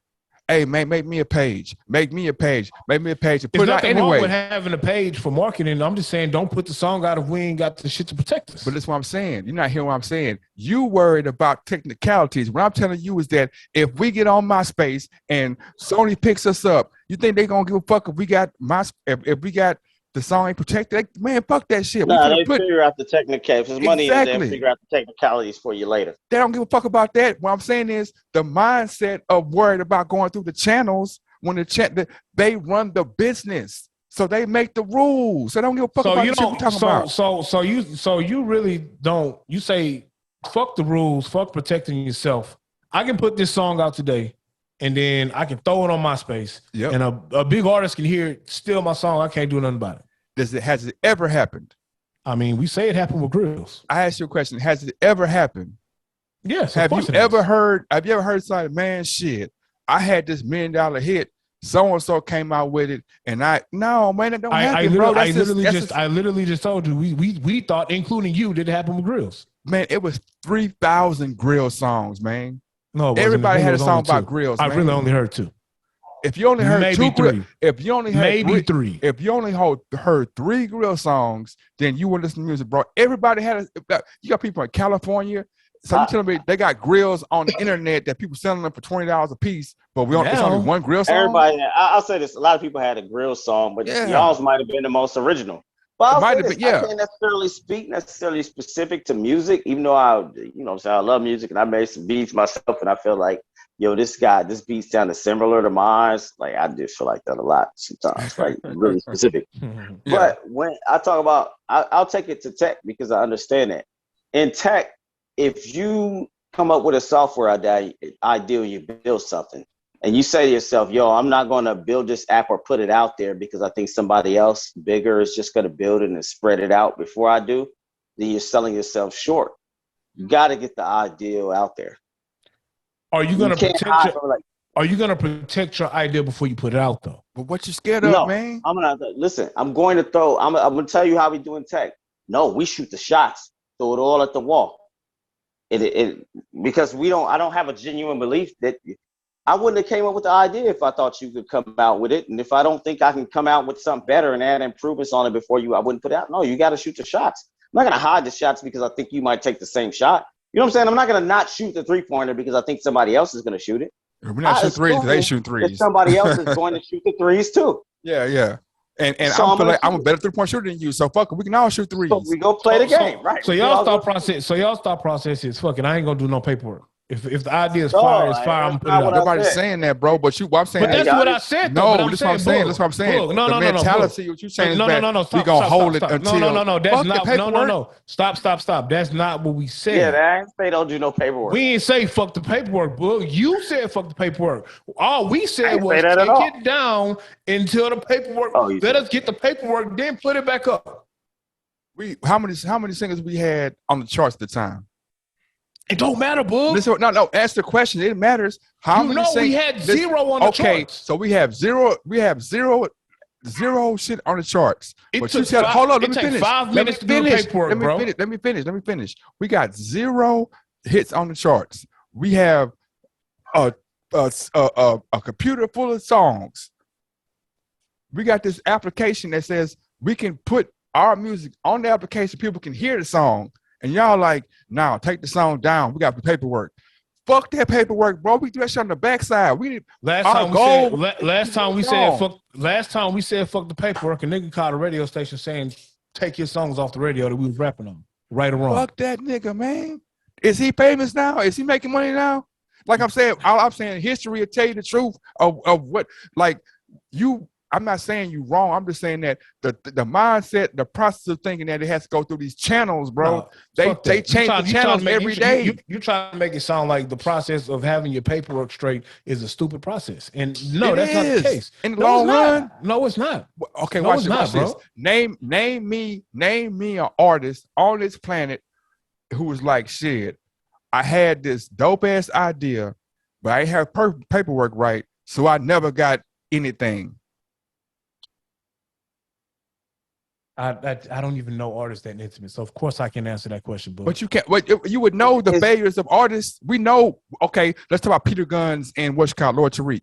They didn't have the rights. They paid a lot of money on. They paid a lot of money to the Dan, right?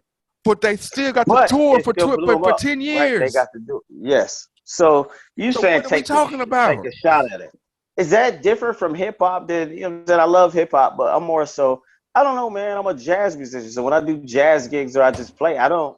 If I record a jazz, like I'm gonna put it out there, and that's it. I don't really think about. If somebody wants to sue me for that, I don't even. That means I'm doing well. If I get to the point where you sue me, that might be different for hip hop. No, it's the same. I think that's the purpose of mixtapes. So I think when you as an artist were doing a mixtape in the mixtape era, that's what it was, bro. It's a platform because you already don't own the beats. It's a platform for me to put the mixtape out, for me to show my craft, show I can spit, get my name out there, shit like that. And we were cool with that. And that's what I'm saying. You got to tell the entire story. We were cool with the mixtape shit. Put the mixtape shit out, but we had legit singles on our own beats that we made, our in-house production beats. That's what I'm saying. I'm just saying, and the whole argument was, Boog, at the time, hey man, on this in-house single shit, original project shit, get the paperwork done first. Once again, paperwork with who? You get the paperwork to make sure we're protected. From what? We made the beat. Let's talk about copyrighting each song. That's what I'm saying. It's our songs. It's our. You still got to send it in, Boog. To who? You don't have to. It's digitally it's digitally stamped, bro. Once you make a creation digitally and you put it out there, it's digitally stamped. Why I gotta put paperwork on to say, oh yeah, I made this on June 17th, and I'm the person to put it out. So what is the purpose of owning your own? So if that's the case, why are you owning your own publishing? Why are you sending this shit in to make sure you're getting credit for it? Why? Because I'm going to a channel. Because the only reason I'm doing publishing is because I'm putting my music into the hands of another person, and they are chronicling and tagging my music. If I put my music out myself, why need a publishing company? When you make a logo right now, you don't get a copyright? How? Why? No, for me. So you can make a logo for James Boogie Athletics. Yes. And you don't copyright it. And Adidas comes by and sees James Boogie Athletics and steals your shit and makes millions off of it. And you can't do shit because the paperwork wasn't right. Why would I have to do shit? Okay, so hold on. That's not necessarily true, especially not with music. Okay. If when I sit on my piano and I put a video up and I play that's my gig right then, that shit copyrighted because I did it. It's at that moment, that's mine. Nobody could come. If you come back and copy that later, I won't care because I'm a jazz musician. I'll just clown you for not playing it as good as I did. That's how I'm gonna feel about it. Yeah. But if somebody come back and do that, I still have the right to sue. Exactly. The minute you do it and you record it, it is yours. That's what I'm saying. And I'm gonna tell you straight up, even if you have the paperwork, it don't matter with record labels. If it's dope and they want to steal it, They're gonna take it. Steal it and fight you in court anyway. The paperwork not gonna protect you, and that's what sucks. So if you're saying I'm not gonna put it out there because the paperwork will protect me, it won't protect you from Universal. And that's what I'm saying. That's why I keep saying they make the rules. Regardless. They make the rules. So you might be better off putting it out there. All right, yo, we got a good example of that, right? And a good example of how it was handled right now. NBA Youngboy, who just redid and remixed The Jungle from C Murder. He didn't ask or clear that. He just did that as a remix. Mm-hmm. If you were C Murder, you could go wild out about the paperwork on it. But what C Murder realized was like, hey, he just made it popular. What am I going to do about it from behind bars? Period. And even if C Murder was mad about it, what could he do? But see, and be a young boy hot. They just gonna put a bunch of that dude just got a $60 million deal. They're gonna put a bunch of lawyers behind it and tell C Murder, yeah, whatever, shut up, jailbird. They make the rules. But see, that's a different situation. He in jail though. But that's like, even if he wasn't in jail, one person is so much popular than the other that just gonna put the money behind it and say, we don't care. We don't care. We're taking that song from you. Game of NBA Youngboy. A game NBA Youngboy didn't clear the verse or whatever. So what Game did? Shit, take him off the song. Like you think that you think that took traction away from Game album? Chorus, right? He left them on the chorus. Yeah, took him off the chorus. You think they took away traction from? In fact, even more, it brought more traction to the albums. Like, well, what song was it? Like the curiosity, it piqued the curiosity of the people. Like what I'm saying is that ain't the same thing we talking about. But that's what I'm saying. What I'm saying is this. I'm saying that they make the rules. Like they literally make the rules. No, so I get they make the rules, let's but at the same technically time, legally right, but they gonna change the legalities how they want to anyway. If that's the case, then I would have just dropped the pod without getting the paperwork right. So okay. So you feel like if tomorrow they want to say a 16 Shots podcast with academics in somebody that we can sue them? I feel like I got enough paperwork to go say we created it first, and we have the proof, and we have everything we need. So how you gonna fight their lawyers? How you gonna fight Universal lawyers? I just go get some more lawyers. I get my own lawyers. You don't have the pockets deep enough to fuck with Universal lawyers, man. So I should just say fuck it and not protect myself. But watch. So watch this. So even if you win, so what the fuck are you saying then, bro? So even if you win, you won twice. Because now if you win, whatever they got off you, you won again. So what's the issue? What are you talking about? Ain't y'all both right? That's what I'm saying. What are you talking about? I'm saying, watch this. What I'm saying is that what you're saying is let's hold up and get it right. That is not what I said. Okay, that is not what I said. So you're not saying you literally just said we gotta get paperwork right. Like now, put it out there. I'm not saying, and that's where the divide is. I'm not saying let's hold up and stop progress. I'm not saying that at all. All I'm saying is make sure when we put it out, it's ready to go. Now, I'm saying that it don't matter. If it does matter, bro. Why does it matter? Because if we did it first and they come out and take it, then we sue and we win. We won twice, right? You're right. Yes or no? No, you're right. I'm asking. Nigga, I said you're right. Why I gotta be a nigga, man? Because I said you right twice and you keep trying to antagonize me, nigga. I said like y'all both right from what I hear. Like, sound like y'all both said something similar. Like, if you got an idea that's big enough, get it out there. Get it out there, man. But what I'm saying is, I feel you. But protect yourself at the same time. That's all I'm saying. Work ain't no joke. But what I'm saying is, they told me to take the shit down. They was like, take it down. I'm like, take it down for what? It ain't, and that's what I'm saying. You're not telling the whole. That's the whole story, nigga. There ain't no extra. Take it down now, nigga. This the story, nigga, because you ain't have to do it. Should I do the shit? So you might feel. Well, nigga, the true story is, my nigga, you should have had a conversation before you did it. Why? No, because nigga, you're not a solo artist at the time. You're a part of a group. So if you want to make a move, you should have sat down and had a conversation with everybody first. Maybe if you would have sat no, listen. Well, that's different. Maybe if you would have sat down. If you would have sat down and had the conversation, hey man, this is what we should do. I think this is a good look. Man, why don't we fuck with this? 9 times out of 10, everybody in that room would have been like, hey, Boog, go ahead, roll with it. But Boog want to be Boog and just do the shit. and then come to us later, Good and points. it's niggas involved that didn't understand it. Okay, question. And we started out the podcast saying the worst part about being right is being right. So at the end of the day, when I did it, hold up. When I did it, people had a problem, right? That's not no. Hold Niggas up, let me didn't have finish. a problem because you did it. Hold on, And they did. that's what you're. They said take it down. You skipping it though, but you're skipping what I said. Hold on. When I put it up, what was the conversation? Take it down, right? Sure. Okay, so then take it down. You did take it down. So okay, damn, I'm trying to explain now, man. This is what's going on. Take it down. So then 2 weeks later, put it back up and make me a page. So I was ahead of the curve. Not, I don't know, me. I'm just saying I saw it coming, but now it's like, okay, well, I didn't feel you then, but I feel you now. That's what I'm saying. That's what I'm like, man, fuck all that other shit. So let me ask you a question. Let me ask you a real question. This is a real question. A real question. Movements of the pod. Do I just do some shit or do I talk to you about it? I would assume you would do some shit sometimes, man. No, you know the truth. Do I just do You some talk shit? to me, man, but I think. And so that's what and that's the piece you miss sometimes too. Do I talk to you before I do some shit all the time? No, you just do some shit. I do some shit, right? And is the shit fruitful? I don't get upset about it. Hold up, is it fruitful? Because I understand. Is it fruitful, my nigga? Not everything. What have I done that's not fruitful? Prime example. There's nothing. What have I done that's not fruitful? Fucking up the numbers of the episodes. That's unfruitful. We never said there was a season 2, nigga. Listen, we talking about this shit, nigga. Huh? We talked about that. No, we did not talk about it. You said we did.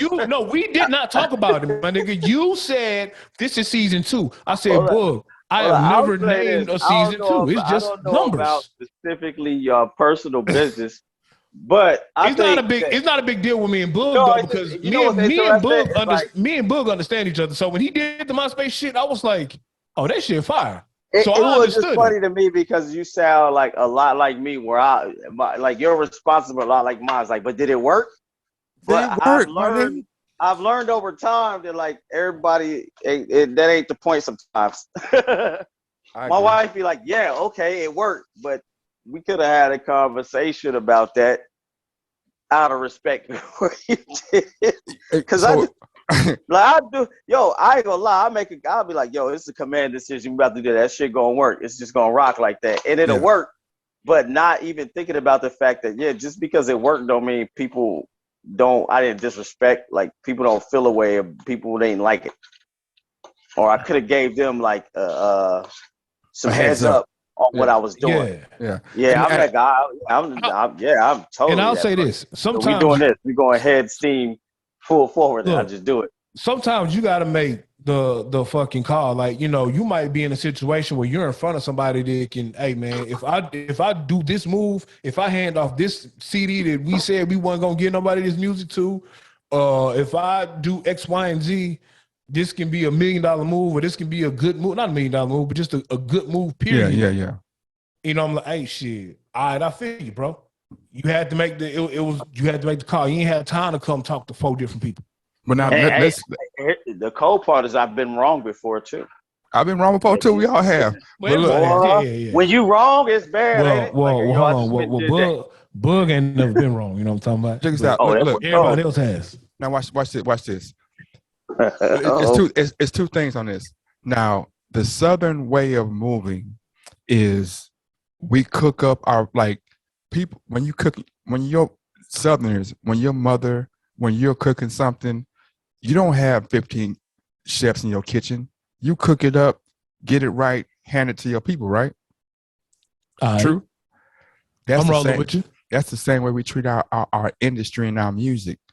We'll cook up, like, every artist Dub, from the South that we know, every artist, they got songs on top of songs that's sitting up. Oh man, I ain't gonna list that shit.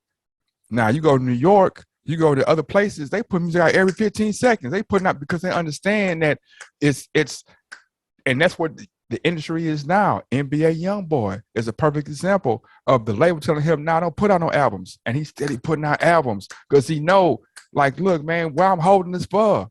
What I'm holding this for? Why am I holding it? If I'm holding it, I'm not helping myself. Whether it does 1,000 a week or it does 100 a week.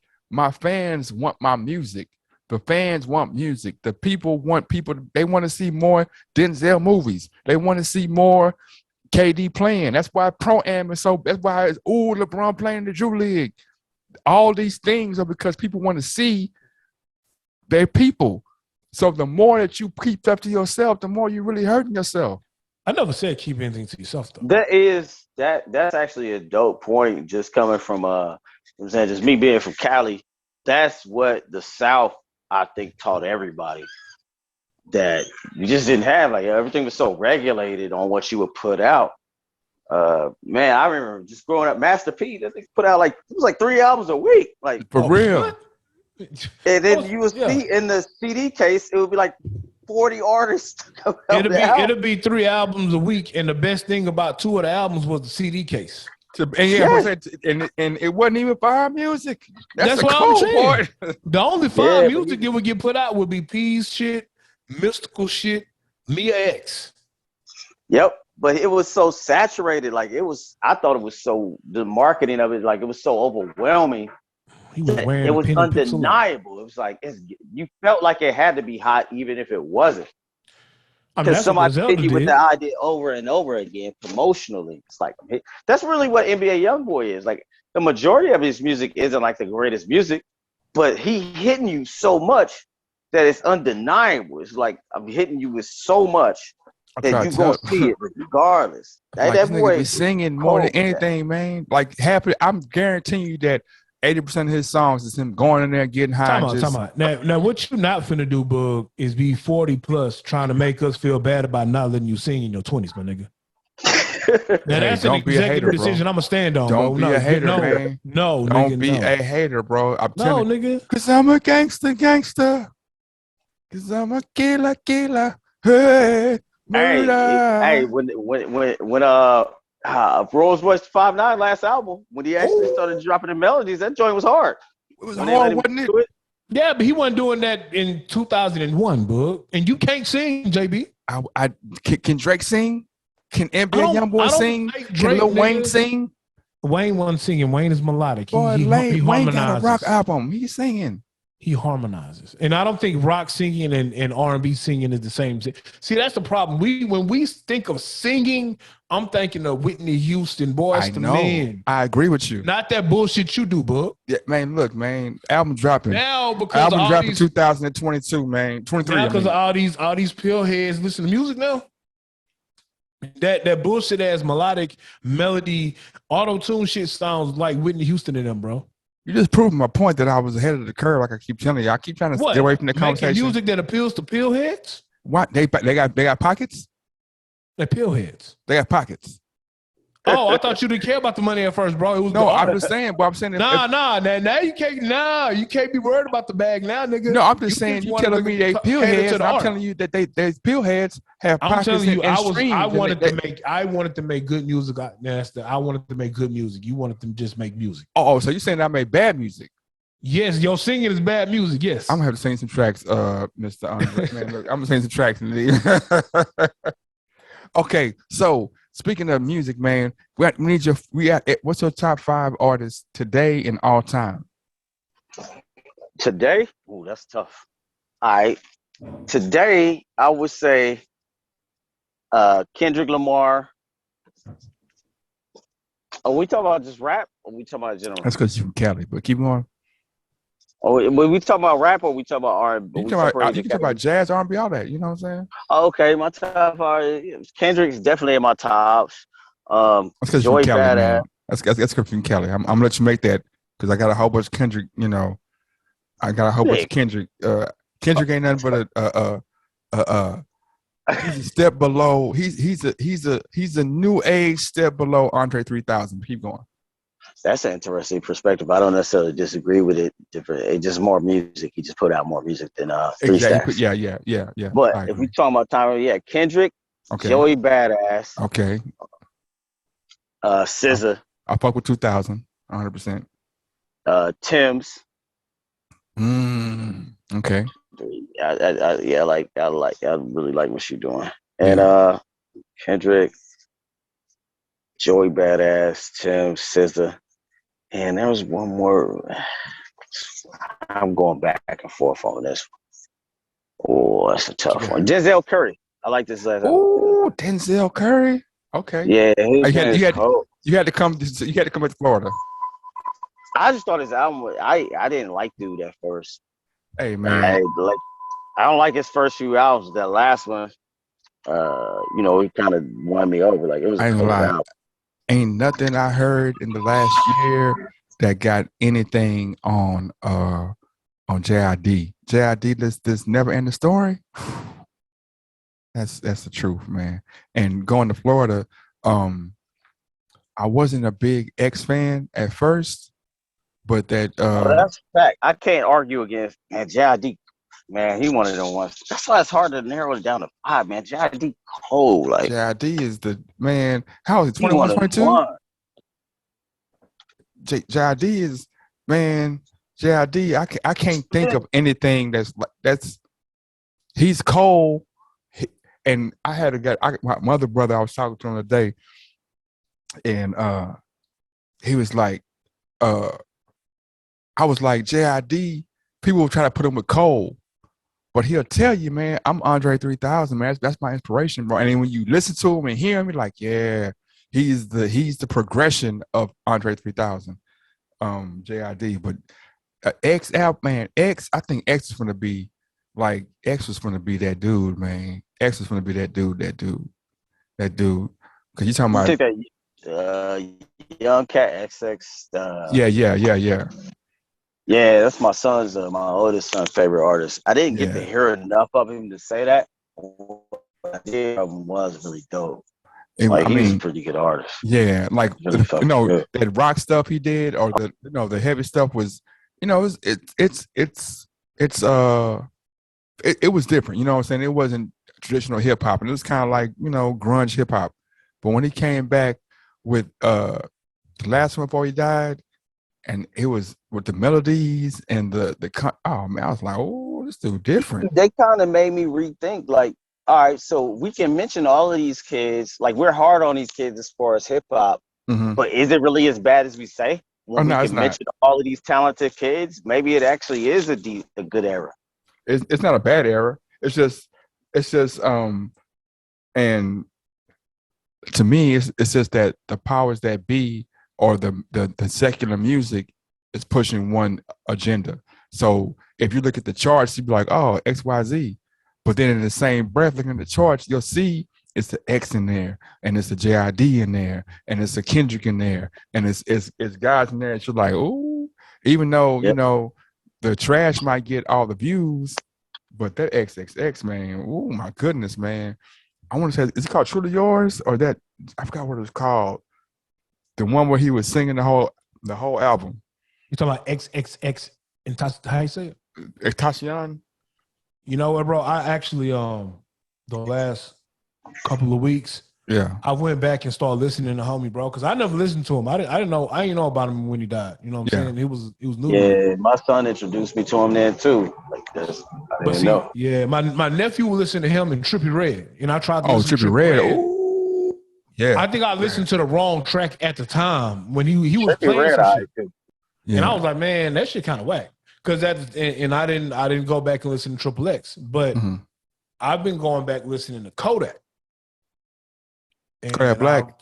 And I stumbled upon some Triple X and was like, hold on, this nigga was kind of nice. It's called 17. Is it 17 or Questions? It's like almost like an R&B album, bro.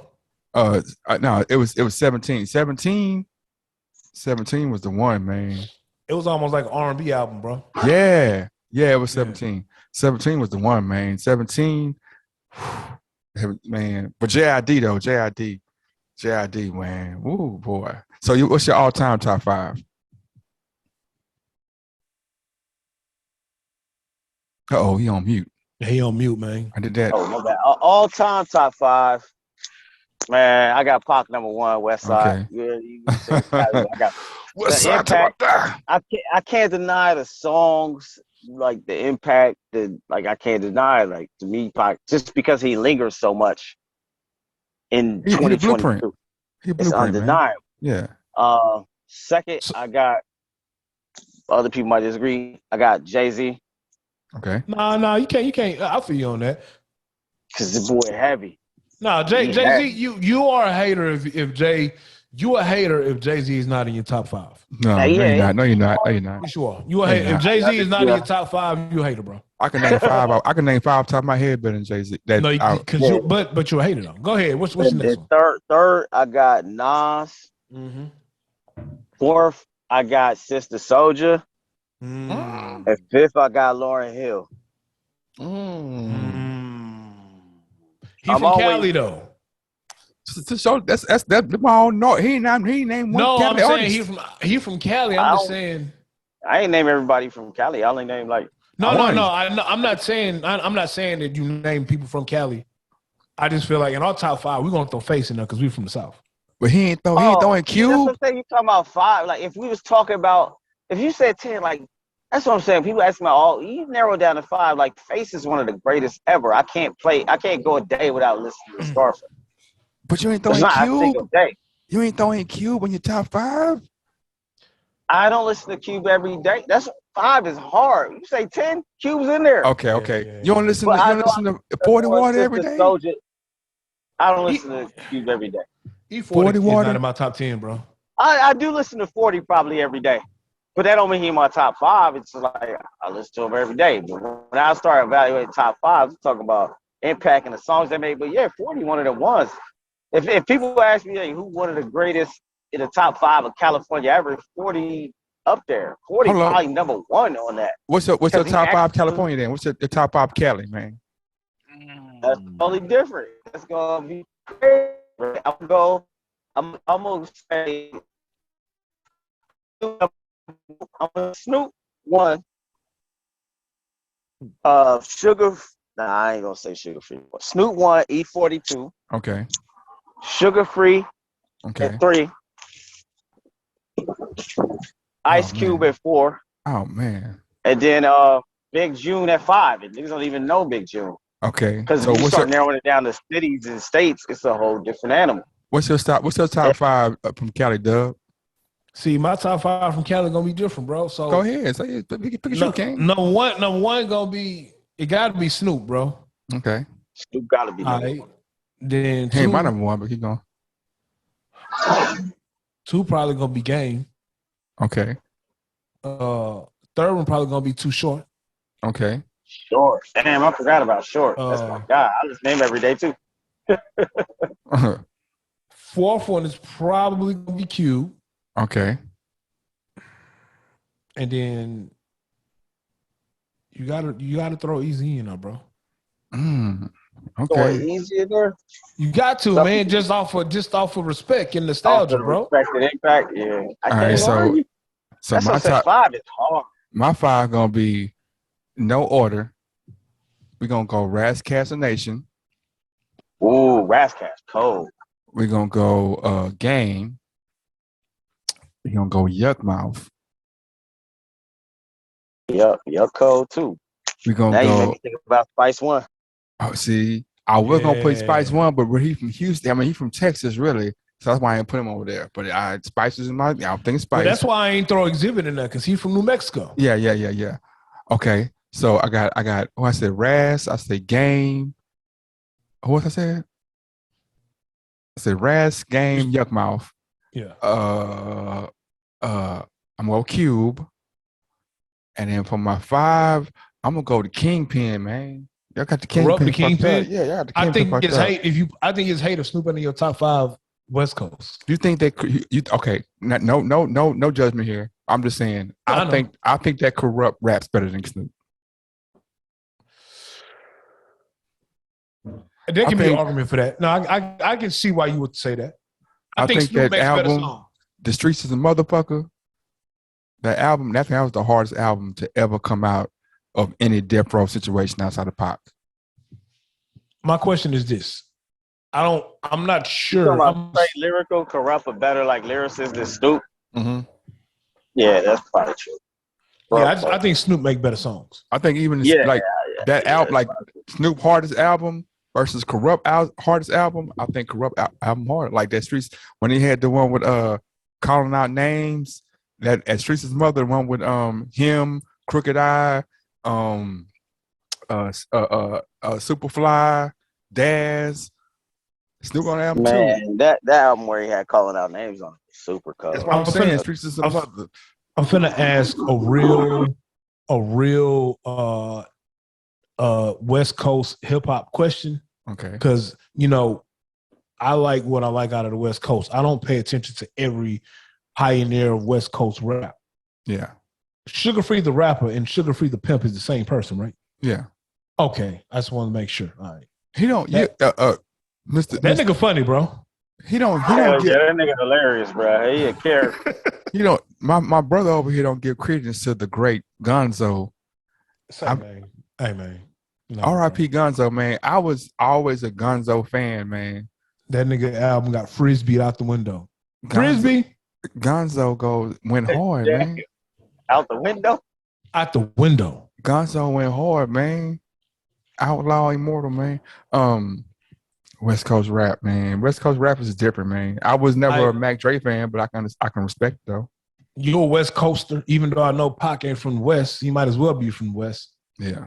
Pac is universal. Do you think Akil the MC is actually Pac?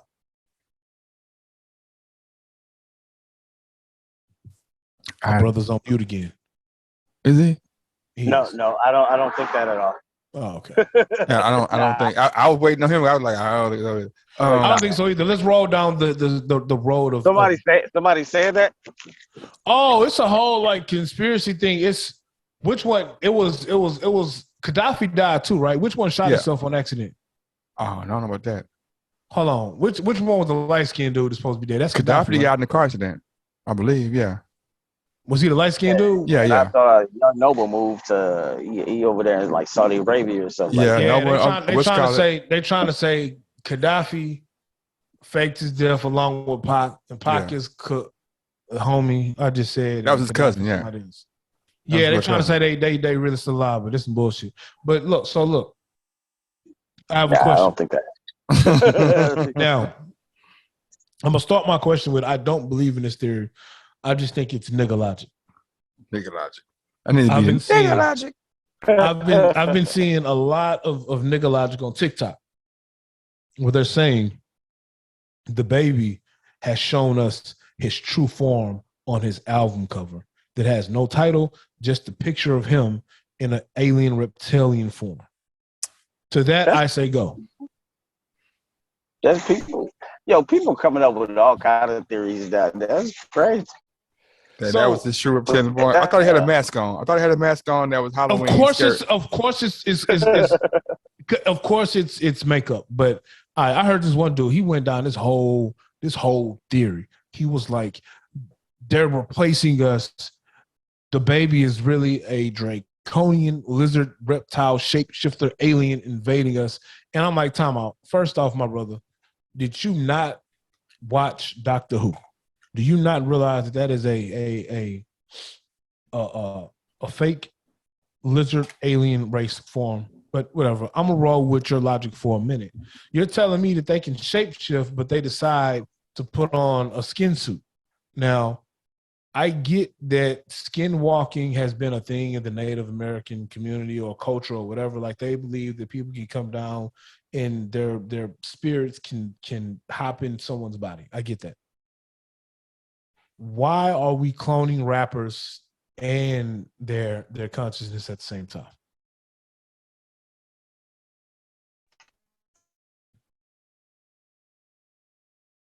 It's happening at all. But if you believe that hip hop had a certain influence, that you had that sort of power, maybe you might. But if all I need is your body, why do I need to also download your consciousness into my, like, I don't need your rapper brain. I just need your likeness. Well, that I can't answer. The control of consciousness is more important than the control of body. Right. No, I get that piece. The control of your beliefs and how you feel, that I can influence even more. That's even more important to me than the control of body. But they ain't saying that, though. They just saying that the lizard dude, they're saying that the lizard dude killed the baby, took his body, and then took the baby's consciousness and kept the crazy rapper idea, like the Gucci shit. Like that ain't no clone, bro. Gucci ain't no clone. Like Gucci still an ignorant nigga from time to time. Everybody lose weight in jail. You eating tater tot casserole and bologna. You gonna lose weight. Tater tot casserole. That's what we call it. You know, tater tot casserole. This shit got cheese over it and that little fake chili, and you eating a small amount of it. You will lose weight doing all them push-ups and eating that bullshit. Hey, skinny Gucci is just as ignorant as big Gucci. Only difference is he older now, so he understands some shit a little different. So he ain't gonna haul off and slap you or just say something extremely stupid to Angela Yee. He just gonna say something slightly stupid. They played it like he was a clone because he matured. Yeah. Isn't that crazy? A black man matured, they're like, he a clone. He can't be. The black man matured, he can't be. He gotta be a clone. He ain't a real person. Be mature. Now, I do believe that the MK Ultra shit is real though. You think so? Yeah, I think MK Ultra is real. It's a real thing. It's documented as well. If they, okay. That's a whole other podcast though. It's mind control. I believe in that. I believe in that shit. You talking about the attempts, or you think there were successful attempts? Oh, I think they figured out how to do it. So I think MK Ultra is real. I think they the Manchurian candidate and all that shit, that mind control shit. I think that shit is real, and they figured out how to do it. So how do they use it? Nigga, I'm not a scientist. I don't know. No, I'm saying, not the technicalities, but I'm talking like what instances we like. Oh, right here, this is when they did that. I don't think that you can point out an instance when they did it though. Like I don't think I can sit here and say that shit last week that happened with Joe Biden. That's an example of it. I don't think you can point it out that way. We have to do a deep dive on that one day, man. Matter of fact, if they're successful at pulling it off, you won't be able to point out when it happened, bro. That's a tough one. I want to say that's like saying, man, you don't know when it happens if it happens, but if it doesn't happen, you won't know. If it happens, if it's successful, like, you know, you only know it if it happens, but you won't know if it happens if it happens. A successful con, you're not going to know it's happening when it's happening to you, though. But at some point, you know it's until coming. After it's happened, and you're going to be like, oh, fuck, X, Y, and Z. Yeah. And if you knew, then it would defeat the purpose of the con. Exactly. I agree. That's deep. That's deep. Speaking of deep, Boss is my top 10 all-time West Coast rappers. Oh, Boss. Deeper and deeper. Yo, that's taking it way back. Whatever happened to the fake Snoop nigga that came next? Oh, Nocturnal? Yeah, whatever happened to Nocturnal? I want to say that's a good question. That's a good question. I remember that because he had that one track. Super ugly. That was it. Super ugly. That's hard. That beat. Oh yeah. I feel like I saw something on YouTube about what happened to dude, and it was like I can't remember what it was. It was like some weird stuff. It was like some behind the scenes actions. Yeah, you from Cali? You said something earlier about the neighborhood you grew up in. You said it was called the Four Corners of Death, right? Yeah. So you said something, and correct me if I'm wrong. So you said you had neighborhood Crips, and then you had Rolling 60s, right? Yeah, Four Corners, depending on which way you move off of Imperial Avenue. Both those are Crips, right? Neighborhood Crips, Pyrus, 5'9" Brims. Now the 5'9" Brims and the Pyrus are both Bloods, though, right? Yeah, and then you had Lincoln Park Bloods too. Shout out to Missy Slick. Much respect to him. He's a dope rapper. Did they have beef with each other, or did they unite to beef with the Crips? The Brims, it's just like the Brims, the Pyrus, and Lincoln Park Bloods did have beef. That's the thing, unfortunate about black men. Most of the time when you beef, you go beef with who's next to you. Because the Bloods were so close, different blood sets beef mostly with each other. In my mind, they wouldn't beef with each other at all. They would unite to beef with the Crips, and vice versa. Not how California works. Damn. No, I get no. Yeah. No, I get that ain't how it works. It makes actual sense, but none of this shit makes sense, or else nobody would be gangbanging. Because, like, in my mind of minds, I feel like that's a bar right there. Yeah. But in my mind of minds, I feel like the Bloods and the Crips would unite to beef with, I don't know, the Aryan Brotherhood or some shit like that. You know what I'm saying? They do. Okay. In California, oh yeah, there's rule. Like it's really a complex like. So there's like a complex for that. Or actually, I could explain it like this. I could take it to actual just being in the military. We used to say the rules in Afghanistan, the Afghanis would tell you, me against my brother, me and my brother against my cousin, me, my brother, and my cousin against my friend, me, my brother, my cousin, and my friend against you. Okay. So we may all beef with each other, but we all hate you. So, you know what I'm saying? Me and my brother against my cousin, me, my brother, and my cousin against my friend, me, my brother, and my cousin against my friend and my neighbor. But we all hate you outside. Yep. It ain't right, but it's not right at all. It's unfortunate, but that's just what it is. Y'all definitely ought to go look up Nocturnal, man, and y'all will have y'all will be, that's crazy. Entertained. But the last song that I heard from him that I see, he had a song with Crooked Eye called Three Bitches. It's hard though. He's singing though. He's not rapping, he's singing. But Nocturnal is homie still alive? Yeah, he's still alive. What happened was instead of him signing with Dre, he signed with Elektra because they gave him his own label. So he came with LA Confidential was his label. And he put on a few songs. Like I said, I recognize some of these songs, you know what I mean? But yeah, Royal, Rasheem Harbor, man. And he had the song with Missy. Signing with Elektra to get your own label, does that exclude you from Dre Beats? Because if I could still get Dre Beats. Why would Dre get you beats though? I mean, yeah, he got other artists. Yeah, why would I give Elektra over there? I'm in the scope over here. Where I go over there and get you beats. And you could have signed to me. I mean, and I gave you I really kind of walked you in the game to an extent. He did. He kind of like, I ain't gonna lie, that was a bad move. But yeah, it was. This is not a good idea. Because he kind of like got ushered out as the next nigga up. He was. Which is why he should have signed the Dre. Yeah, but you know that's cold. That's cold. I bet you the short term looked like a bigger bag with Elektra with his own label. He probably thought he had more control, shit like that. I mean, it made like, and go ahead. No, go ahead. No, I'm saying I can see him thinking of it like that to an extent, but it's like during that time period, I don't know, man. If you're a California artist and you get to that spot and Drake gave you the look and gave you that beat, it's just kind of common sense to rock with that. Like he got like Dre decided that you really can't go against that. He got like 3 or 4 Dre beats though. I'm looking at like he got the Knock with him, Dre, and Missy. He got The Way I Am. This is a whole 2 years later with Snoop Dogg. He got I've Been Here for Years with Crooked Eye. He got Bad Intentions. That's the one that everybody know from The Wash. That doom doom doom doom doom. The one that Jay-Z used. Yes, that's hard. Nah, he was given the here. You're the next nigga up. He had some heat, man. But you know, it's only gonna last so long if you ain't connected. Yeah, with what you be connected with out there. And ultimately, what I think usually happens with artists like that is that man. That like I said, you got gatekeepers, man. You got people. My shower cap ain't coming through like I wanted to, man. Like I got like I'm trying to do the shower cap thing, but this background is hating on my shower cap, man. But what if you make a mistake? I think that's the hardest part.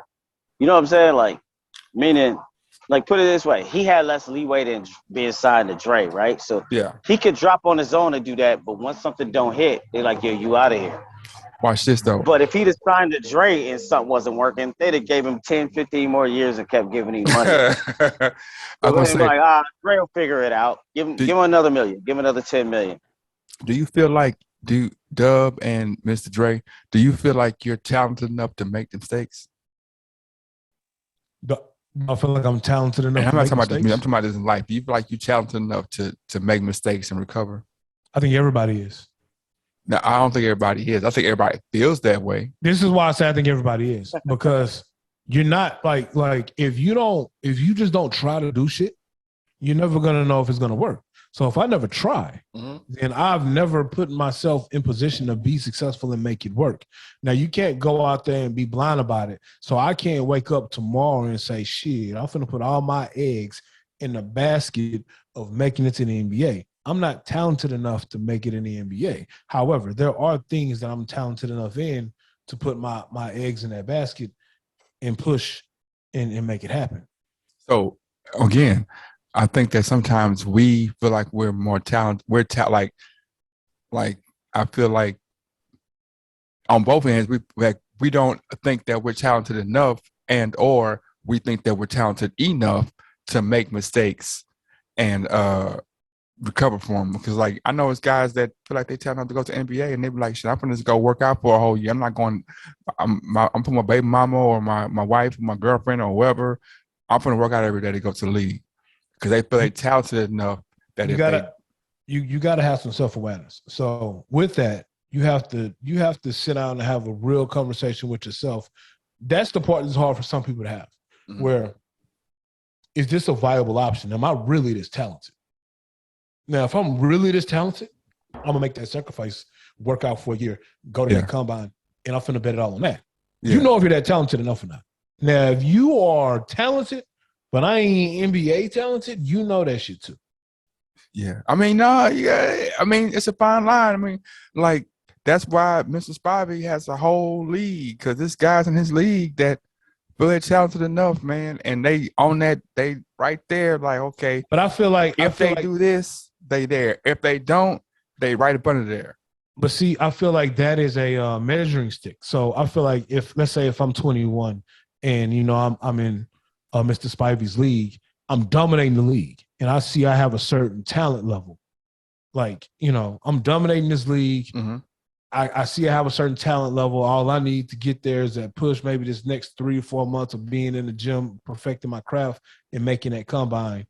And then there are other people who are in his league that are like, I'm a okay guy at this level. So yeah, I probably shouldn't try to I shouldn't put all my eggs in the basket of going to that next level if I'm just okay here.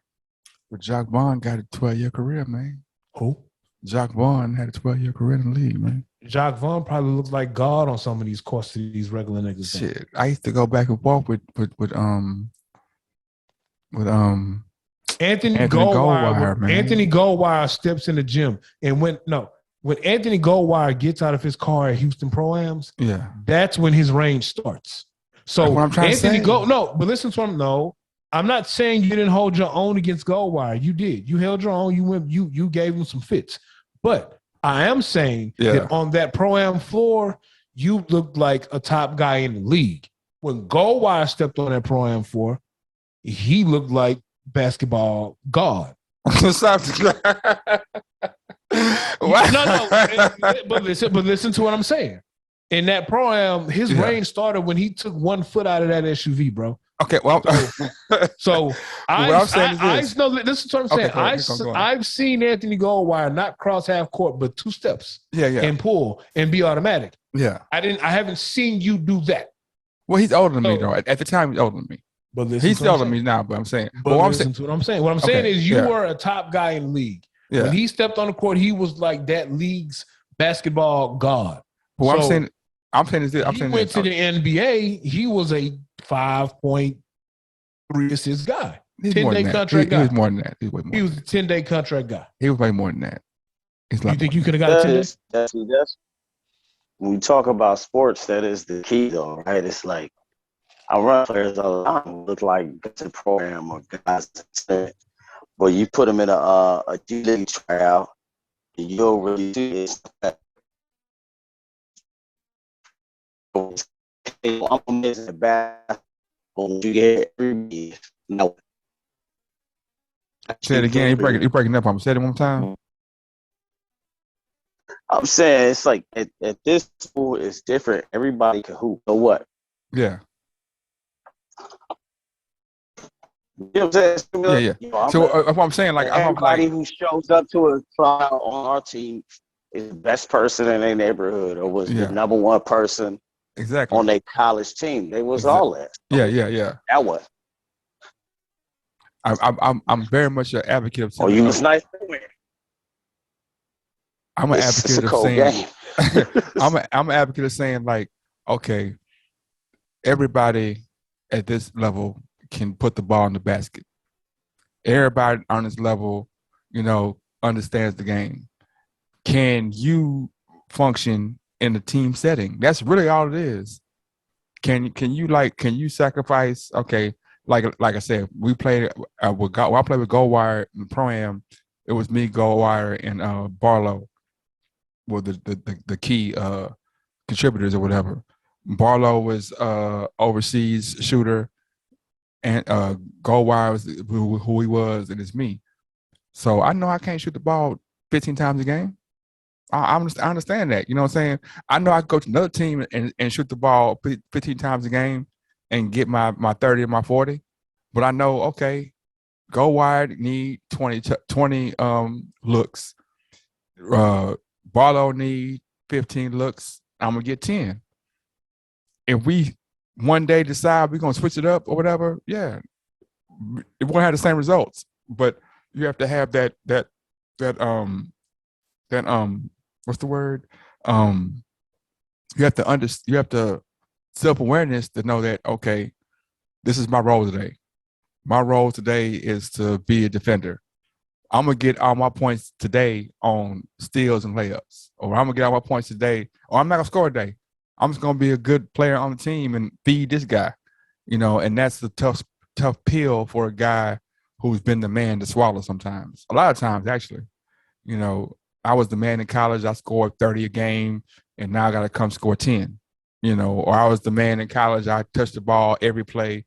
Now I touch it once every 4 plays. That's a hard pill to swallow for a lot of athletes. Any sport. Yeah. And I always tell, because I mentor kids that are not just athletes, some of them are athletes, but they also are programmers. Yeah. I tell them, use the coldest at your school when it comes to code. Like, I feel like I was the coldest. I went to Morris Brown. I was the coldest.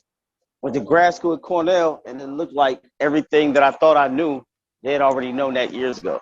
I was like, oh, shit. Yeah. Because they already had all of that. I'm playing catch up. I was like, I'm the nicest in my neighborhood at business, finances, and computer programming. Can't nobody tell me shit. At the Cornell, them dudes like, okay, yeah, that was yeah, cool, man. I remember that from ninth grade. What up with you? Yeah. Get to it. So now I gotta make up for it and grind. Yeah, man, I feel like you have the talent to adapt and get good at it, though. Right, and be humble, adapt, and ask a million questions. So, okay, cool. Yeah. Y'all had those opportunities, and they told y'all that. It doesn't matter how hard I work right now. I'm not gonna be anywhere close to LeBron or Steph on the court. Oh no, why? Because you feel like age? I don't have the physical attributes to do it. Oh yeah, that's totally different. Well, I don't know. No, I don't, my nigga. I don't. No, I don't. I know I don't. I don't know, though. I don't know because I don't, bro. Because the different. He's saying you can't make yourself 6'8". Exactly. But I'm saying this. But the knock on LeBron from any hooper, not the average fan, or just the knock on LeBron is his mental, and the positive for Steph is his mental.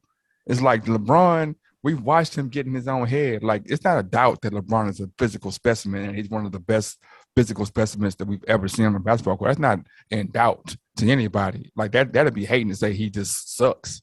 But when people say LeBron sucks, it ain't about his physical. It's about his mental. That's what made Jordan so Jordan.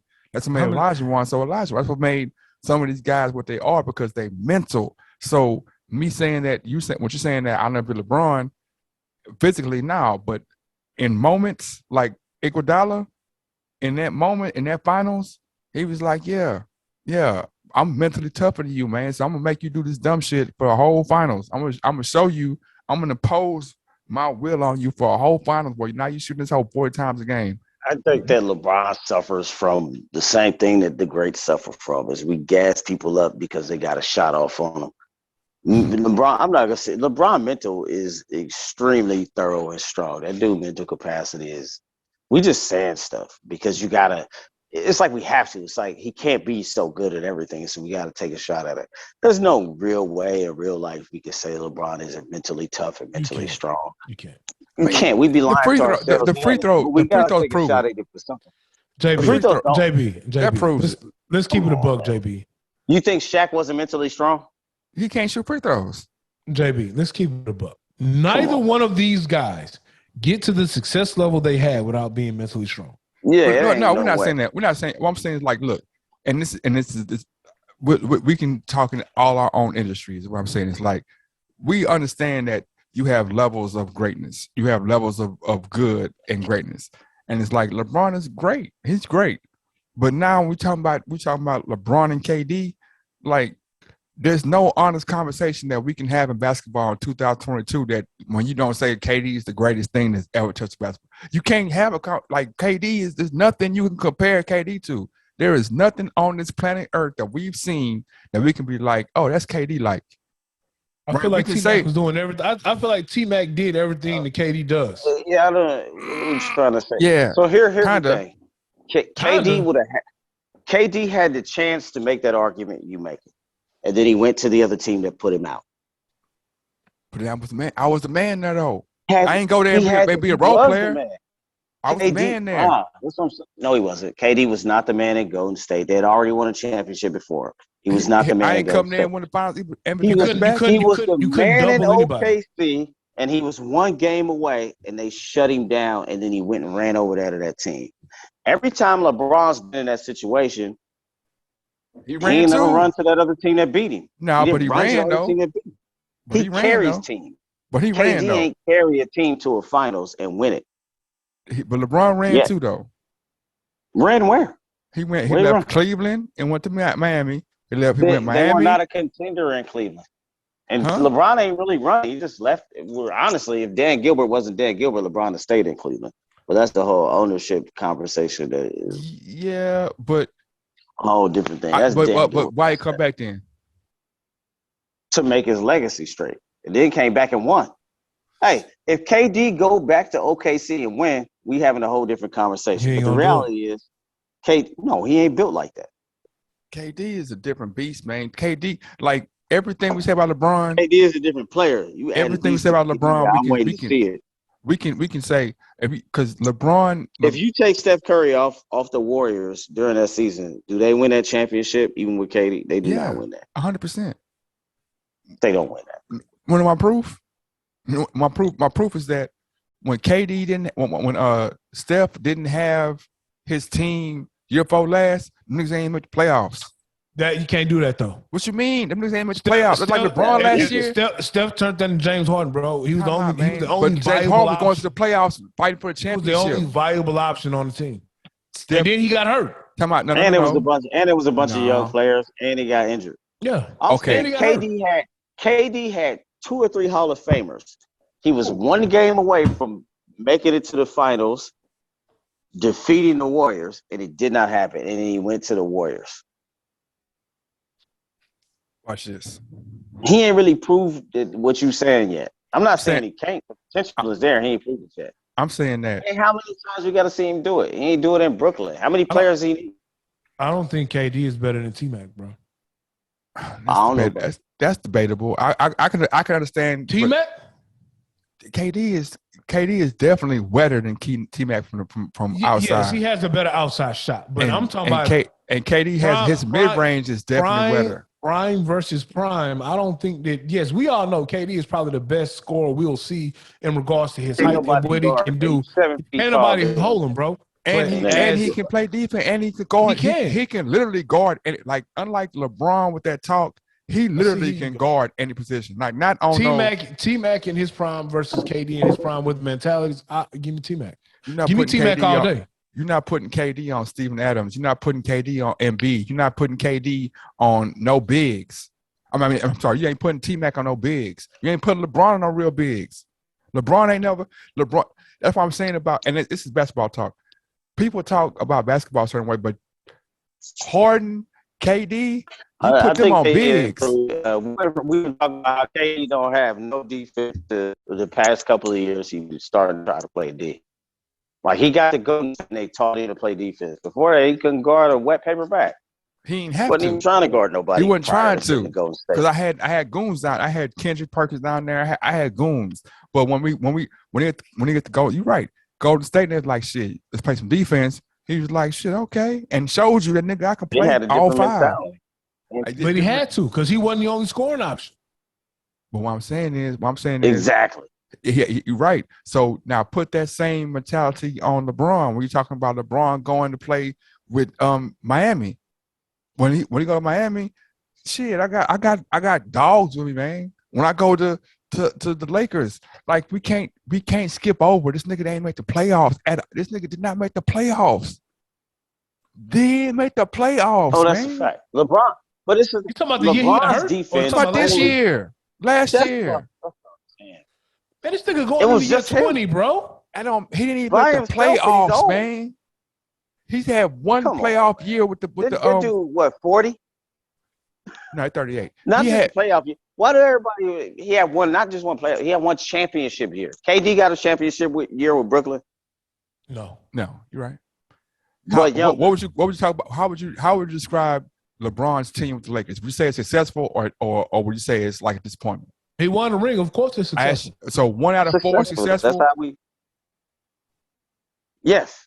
So he missed playoffs 2 times, missed the playoffs twice, won the ring, and had a first round exit. That's successful. You got teams that ain't been to the playoffs in 10 years, let alone won a ring. So in that thinking, James Harden is one of the most successful players of all time, right? No, he ain't won no ring, so he ain't. So the ring is the qualifier. In Los Angeles, 100%. I'm talking about period. Fan, we got 17. If the ring is qualifier, the goal is winning. It's the goal. So if the ring is a qualifier, the goal is being the best in the league. And what qualifier? Time out, book. The goal is to be the best in the league, and if the qualifier of being the best in the league is winning the championship, of course the championship is the bar. So if you say, was LeBron successful in his tenure in LA? He's successful in his tenure in LA because he's brought a championship while he's been in LA.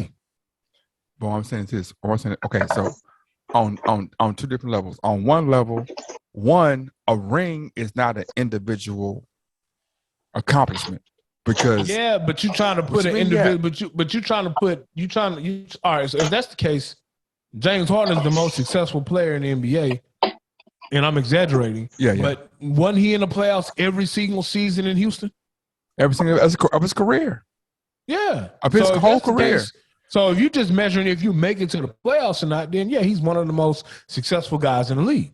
But the goal is not making it to the playoffs. Yeah. The goal is actually winning the chip, right? But we just talked about having realistic goals, right? And so name me a team that James Harden had in Houston, OKC, even in Brooklyn, when it was at full strength in the playoffs that was a championship contender team.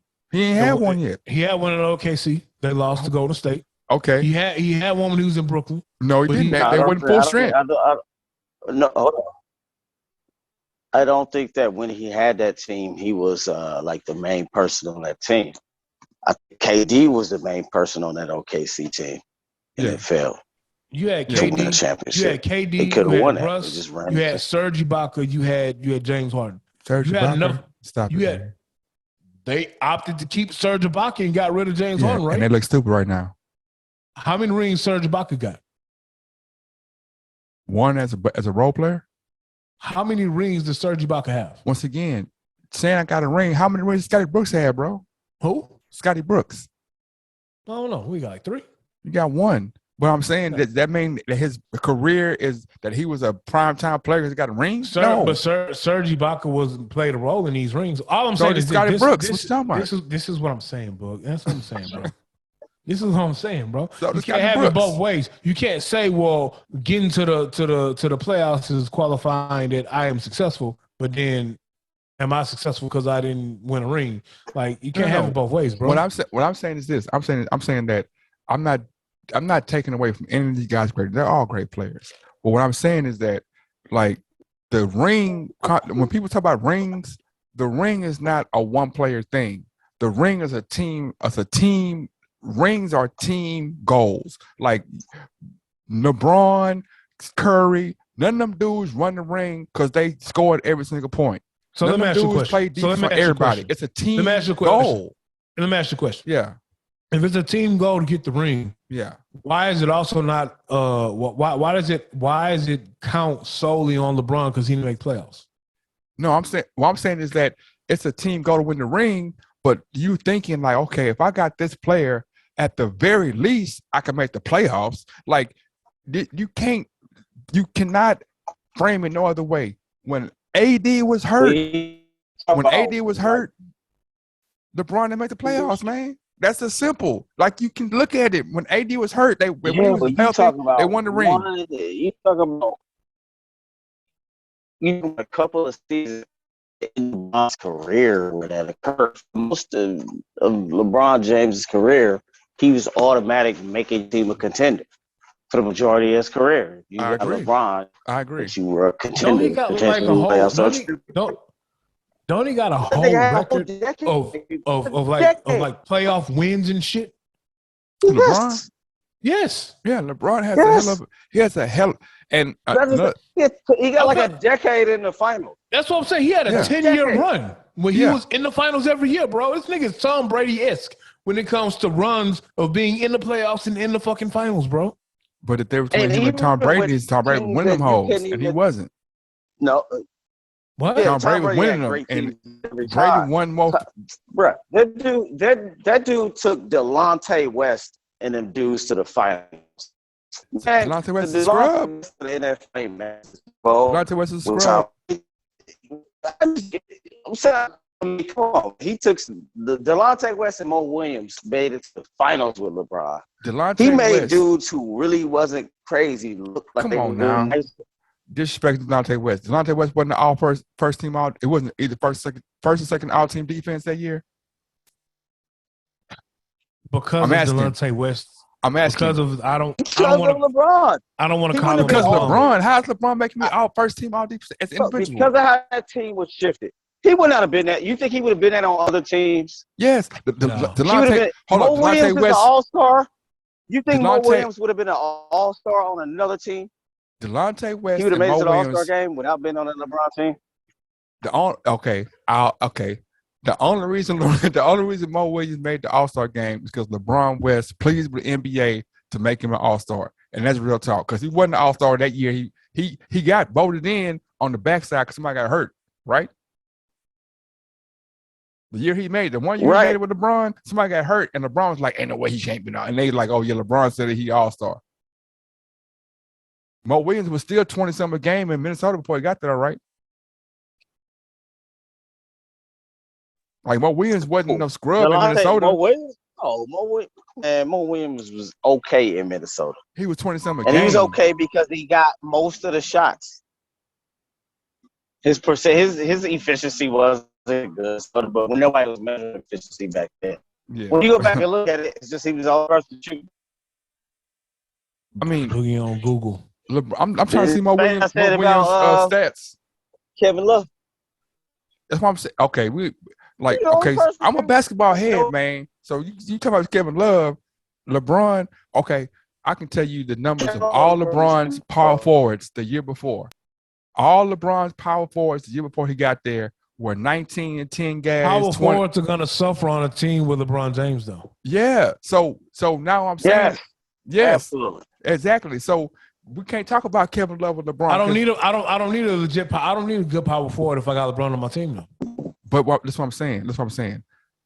If I was 25-12 without you, and now because of you, not nothing taken away from you, but because of the way you play, I can't play my game no more.